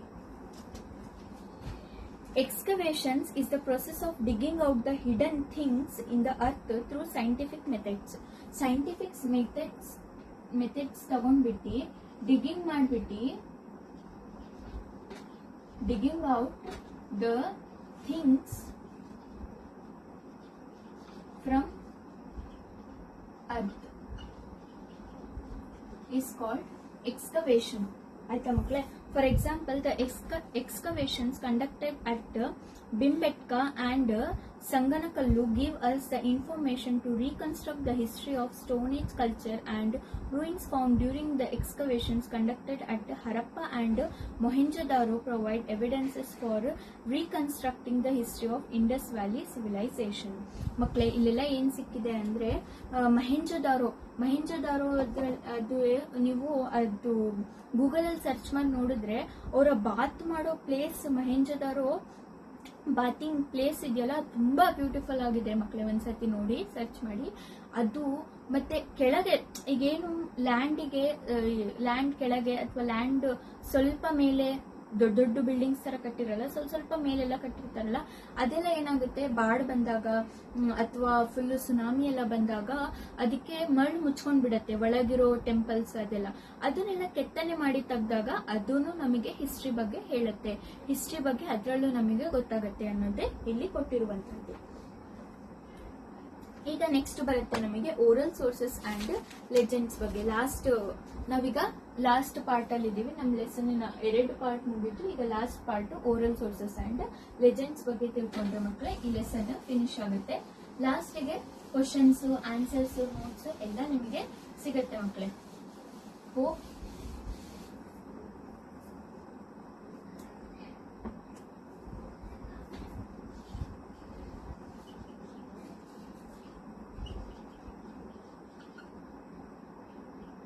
ಬರೀ ಓರಲ್ ಸೋರ್ಸಸ್ ಬಗ್ಗೆ ಹೇಳ್ತೀನಿ, ಆಮೇಲೆ ಲೆಜೆಂಡ್ಸ್ ಬಗ್ಗೆ ನೋಡೋಣ. ಮತ್ತೆ in oral tradition the memory of human society is recorded. In oral tradition ಅಲ್ಲಿ ಹ್ಯೂಮನ್ ಮೆಮರಿಯಲ್ಲಿ ಏನೇನ್ ರೆಕಾರ್ಡ್ ಆಗಿದೆ ಅದು ಕಂಟಿನ್ಯೂ ಆಗ್ತಾ ಹೋಗ್ತಿದೆ ಮಕ್ಕಳಿಗೆ. ಅವ್ರು ಏನೇನು ಅರ್ಥ ಮಾಡ್ಕೊಂಡಿದ್ದಾರೆ ಅಥವಾ ಎಷ್ಟು ಅವ್ರ ಹತ್ರ ಇನ್ಫಾರ್ಮೇಶನ್ ಉಳಿದಿದೆ ಅದು ಅವರು ಪಾಸ್ ಔಟ್ ಮಾಡ್ತಿದ್ದಾರೆ, ಬೇರೆಯವರಿಗೆ ಪಾಸ್ ಮಾಡ್ತಿದ್ದಾರೆ. Today many oral sources are being use to understand the diverse Indian heritage. ಇಂಡಿಯಾದ್ರಲ್ಲಿ ಏನೇನಿತ್ತು, ಹೇಗೆ ಕಲ್ಚರ್ ಇತ್ತು, ಏನೇನಿತ್ತು ಅಂತ ನಾವು ಬರೀ ಸ್ವಲ್ಪ ನಮ್ಮ ದೊಡ್ಡವರು ಅಥವಾ ನಮ್ಮ ಹಿರಿಯವರು ಹೇಳೋದನ್ನ ಕೇಳಿ ಅರ್ಥ ಮಾಡ್ಕೊಂಡ್ ಬಿಡ್ತೀವಿ ಮಕ್ಕಳೇ. From time immemorial human society has preserved its experience and memories in the form of poems. ಇದು ಒಳ್ಳೇದೇನ್ ಗೊತ್ತಾ, ನಾವು ಕತೆಗಳನ್ನ ಕಟ್ಕೊಂಡಿರ್ತೀವಿ ಅವ್ರ ಬಗ್ಗೆ, ಅಥವಾ ಪೊಯಮ್ಸ್ ಗಳನ್ನ ಪದ್ಯಗಳ ತರ ಹಾಡೋದನ್ನ ಬ್ಯಾಲೆಟ್ಸ್ ಅಂತ ಎಲ್ಲ ಕೇಳ್ತೀವಿ ನೀವು. ಹಳೆಗಾಲದ ಅವರು ಎಲ್ಲ ಹಾಡ್ತಿರ್ತಾರೆ ಆ ಪದ್ಯಗಳನ್ನ. ಅದು ಪೊಯಮ್ಸ್ ತರ ಇರಲ್ಲ, ಅದೇ ಒಂದ್ ಶೈಲಿ, ಅದೇ ಬೇರೆ ತರ ಇರುತ್ತೆ. ಅದ್ರಿಂದ ಟ್ಯೂನ್ಸ್ ಬೇರೆ ತರ ಇರುತ್ತೆ, ಅದು ಹಾಡೋದು ಶೈಲಿ ಬೇರೆ ತರ ಇರುತ್ತೆ. ಅದು ಆ ತರ ಪೊಯಮ್ಸ್, ಸಾಂಗ್ಸ್, ಬ್ಯಾಲೆಟ್ಸ್ ನ ಕಟ್ಕೊಂಡಿರ್ತಾರೆ. They are passed on from generation to generation. ಅವ್ರೇನ್ ಮಾಡ್ತಾರೆ, ಈಗ ಏನಾದ್ರೂ ಫಂಕ್ಷನ್ ಇತ್ತು ಅಥವಾ ಏನಾದ್ರೂ ಮಗು ಏನಾದ್ರೂ ಒಳ್ಳೆ ಅಚೀವ್ಮೆಂಟ್ ಮಾಡಿತ್ತು ಅಥವಾ ಏನಾದ್ರೂ ಫಂಕ್ಷನ್ ಇತ್ತು, ಮನೆಯಲ್ಲಿ ಯಾರಾದ್ರೂ ನೆಂಟರು ಬಂದಿದ್ರೆ ಅವ್ರೇನ್ ಮಾಡ್ತಾರೆ, ಇದು ವಿಲೇಜ್ ಅಲ್ಲಿ ಏನಾದ್ರೂ ಇದ್ ಮಾಡ್ತಾರಲ್ಲ, ಟೆಂಪಲ್ಸ್ ಅಲ್ಲೆಲ್ಲ 5 ವರ್ಷಕ್ಕೊಂದ್ಸತಿ ದೊಡ್ಡ ದೊಡ್ಡ ವಿಲೇಜ್ ಫಂಕ್ಷನ್ಸ್ ಮಾಡ್ತಾರಲ್ಲ, ಅದ್ರಲ್ಲೆಲ್ಲ ಫೇರ್ಸ್ ಎಲ್ಲ ನೀವು ಹೋಗ್ತಿರಲ್ಲ, ಅದ್ರಲ್ಲೆಲ್ಲ ನಿಮ್ಗೆ ಗೊತ್ತಾಗುತ್ತೆ. ಅಲ್ಲೆಲ್ಲ ಹಳೆ ಕಾಲದ ಬ್ಯಾಲೆಟ್ಸ್, ಪೊಯಮ್ಸ್ ಅದನ್ನೆಲ್ಲ ಹಾಡ್ತಾರೆ, ಅವ್ರನ್ನೇ ಕರೆಸ್ತಾರೆ ಹಾಡೋರ್ನ. ಅದು ಕೇಳ್ಕೊಂತ ಪಾಸ್ ಔಟ್ ಆಗುತ್ತೆ ಫ್ರಮ್ ಜನರೇಷನ್ ಟು ಜನರೇಷನ್ ಇಂದ ಜನರೇಷನ್ ಗೆ ಅದು ಪಾಸ್ ಆಗುತ್ತೆ. ಅದನ್ನ ಕೇಳಿ ನಮಗೆ ಹಿಸ್ಟ್ರಿ ಬಗ್ಗೆ ಗೊತ್ತಾಗುತ್ತೆ. ಅವ್ರು ಆ ತರ ಕೆಲಸ ಮಾಡಿದಾರ, ಅಷ್ಟು ಬ್ರೇವ್ ಇದ್ರ ಅವರು ಹೀಗೆ ಆಳ್ವಿಕೆ ನಡೆಸಿದಾರ ಅನ್ನೋದನ್ನೆಲ್ಲ ಗೊತ್ತಾಗತ್ತೆ ಮಕ್ಕಳೇ. ಇದು ತುಂಬಾ ಇಂಪಾರ್ಟೆಂಟ್ ತಿಳ್ಕೊಳೋದಿಕ್ಕೆ. ತುಂಬಾ ಜನ ಹೇಳ್ತಾರೆ ಏನು ಅಜ್ಜ ಅಜ್ಜಿ ಹತ್ರ ಕುತ್ಕೊಂಡು ಮಾತಾಡಿ ಗೊತ್ತಾಗತ್ತೆ, ಅವರಿಂದ ನಾವೇನು ಥಿಂಗ್ಸ್ ನ ಕಲಿತೀವಿ, ತುಂಬಾ ಥಿಂಗ್ಸ್ ನ ಬರೀ ಅವ್ರು ಹೇಳೋದನ್ನ ನೋಡಿ ನಾವು ಕಲಿತೀವಿ ಅಂತ. ಅದೇ ಅವ್ರು ಹೇಗಿದ್ರು, ಅವ್ರ ಅಜ್ಜ ಅಜ್ಜಿ ಹೇಗಿದ್ರು, ಅವ್ರ ಜೀವನ ಹೇಗಿತ್ತು, ಅವ್ರಿದ್ದಾಗ ಏನೇನಾಗಿತ್ತು ಅನ್ನೋದನ್ನ ನಾವು ತಿಳ್ಕೊಂಡೆ ತುಂಬಾ ಕಲಿಯೋದಿರುತ್ತೆ ಮಕ್ಕಳೇ. There are abundant oral literature on the Nayakas of Chitradurga, Kempegowda ಯಾರ್ಯಾರ ಬಗ್ಗೆ ಬರೆದಿದ್ದಾರೆ, ಯಾರ್ಯಾರ ಬಗ್ಗೆ ಹೇಳಿದ್ದಾರೆ ಅಂತ ಇಲ್ಲಿ ಹೇಳಿದ್ದಾರೆ. ನಾಯಕಾಸ್ ಆಫ್ ಚಿತ್ರದುರ್ಗದಲ್ಲಿರುವಂತ ನಾಯಕ ಅವ್ರ ಬಗ್ಗೆ ಹೇಳಿದ್ದಾರೆ, ಕೆಂಪೇಗೌಡ ಅವ್ರ ಬಗ್ಗೆ ಹೇಳಿದ್ದಾರೆ, ಟಿಪ್ಪು ಸುಲ್ತಾನ್ ಅವ್ರ ಬಗ್ಗೆ ಬ್ಯಾಲೆಟ್ಸ್ ನ ಆಮೇಲೆ ಸಾಂಗ್ಸ್ ನ ಕ್ರಿಯೇಟ್ ಮಾಡಿದ್ದಾರೆ, ಸಂಗೊಳ್ಳಿ ರಾಯಣ್ಣನ ಬಗ್ಗೆ ಕ್ರಿಯೇಟ್ ಮಾಡಿದ್ದಾರೆ, ಕಿತ್ತೂರು ರಾಣಿ ಚೆನ್ನಮ್ಮನ ಬಗ್ಗೆ ಹೇಳಿದ್ದಾರೆ, ಸಿಂಧೂರ ಲಕ್ಷ್ಮಣ್ಣನ ಬಗ್ಗೆ ಹೇಳಿದ್ದಾರೆ, ಮಿಡೋಸ್ ಟೇಲರ್ ಅಂಡ್ ಅದರ್ಸ್ ಬಗ್ಗೆ ಹೇಳಿದ್ದಾರೆ.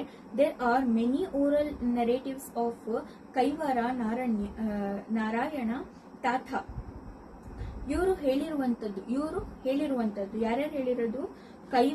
ಕೈವಾರ ನಾರಾಯಣ ತಾತ ಅನ್ನೋರು ಇವರು ಇಂಥ ನಾಯಕ ಅವ್ರ ಬಗ್ಗೆ ಹೇಳಿದ್ದಾರೆ ಅಂತ. ಶಿಶುನಾಳ ಶರೀಫ್ ಅವರು ಹೇಳಿದ್ದಾರೆ. ಇವರೆಲ್ಲ ಏನು, ಅವ್ರ ಬಗ್ಗೆ ಕತೆ ಕಟ್ಟೋರು, ಅವ್ರ ಬಗ್ಗೆ ಪೊಯಮ್ಸ್ ನ ಕ್ರಿಯೇಟ್ ಮಾಡೋರು, ಅವ್ರ ಬಗ್ಗೆ ಬೇರೆ ಬೇರೆ ಜನಗಳನ್ನ ಬೇರೆ ಬೇರೆ ಜನರೇಷನ್ಸ್ಗೆ ತಿಳಿಸೋರು. ಆಯ್ತಾ? Many tribes and the communities who were illiterates preserve their experience through oral literature. ಈಗ ತುಂಬಾ ಜನ ನೋಡಿ ಲಿಟ್ರೇಚರ್ ಬರ್ದಿದ್ದಾರೆ ತುಂಬಾ ಜನ, ಹೌದಾ?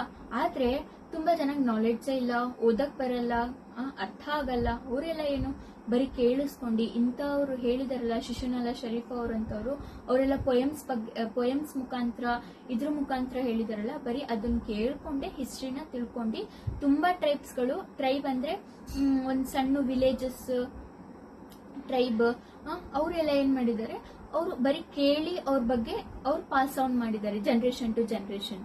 ಇದು ನಮ್ಮ ಓರಲ್ ಲಿಟ್ರೇಚರ್ ಮಕ್ಕಳೇ.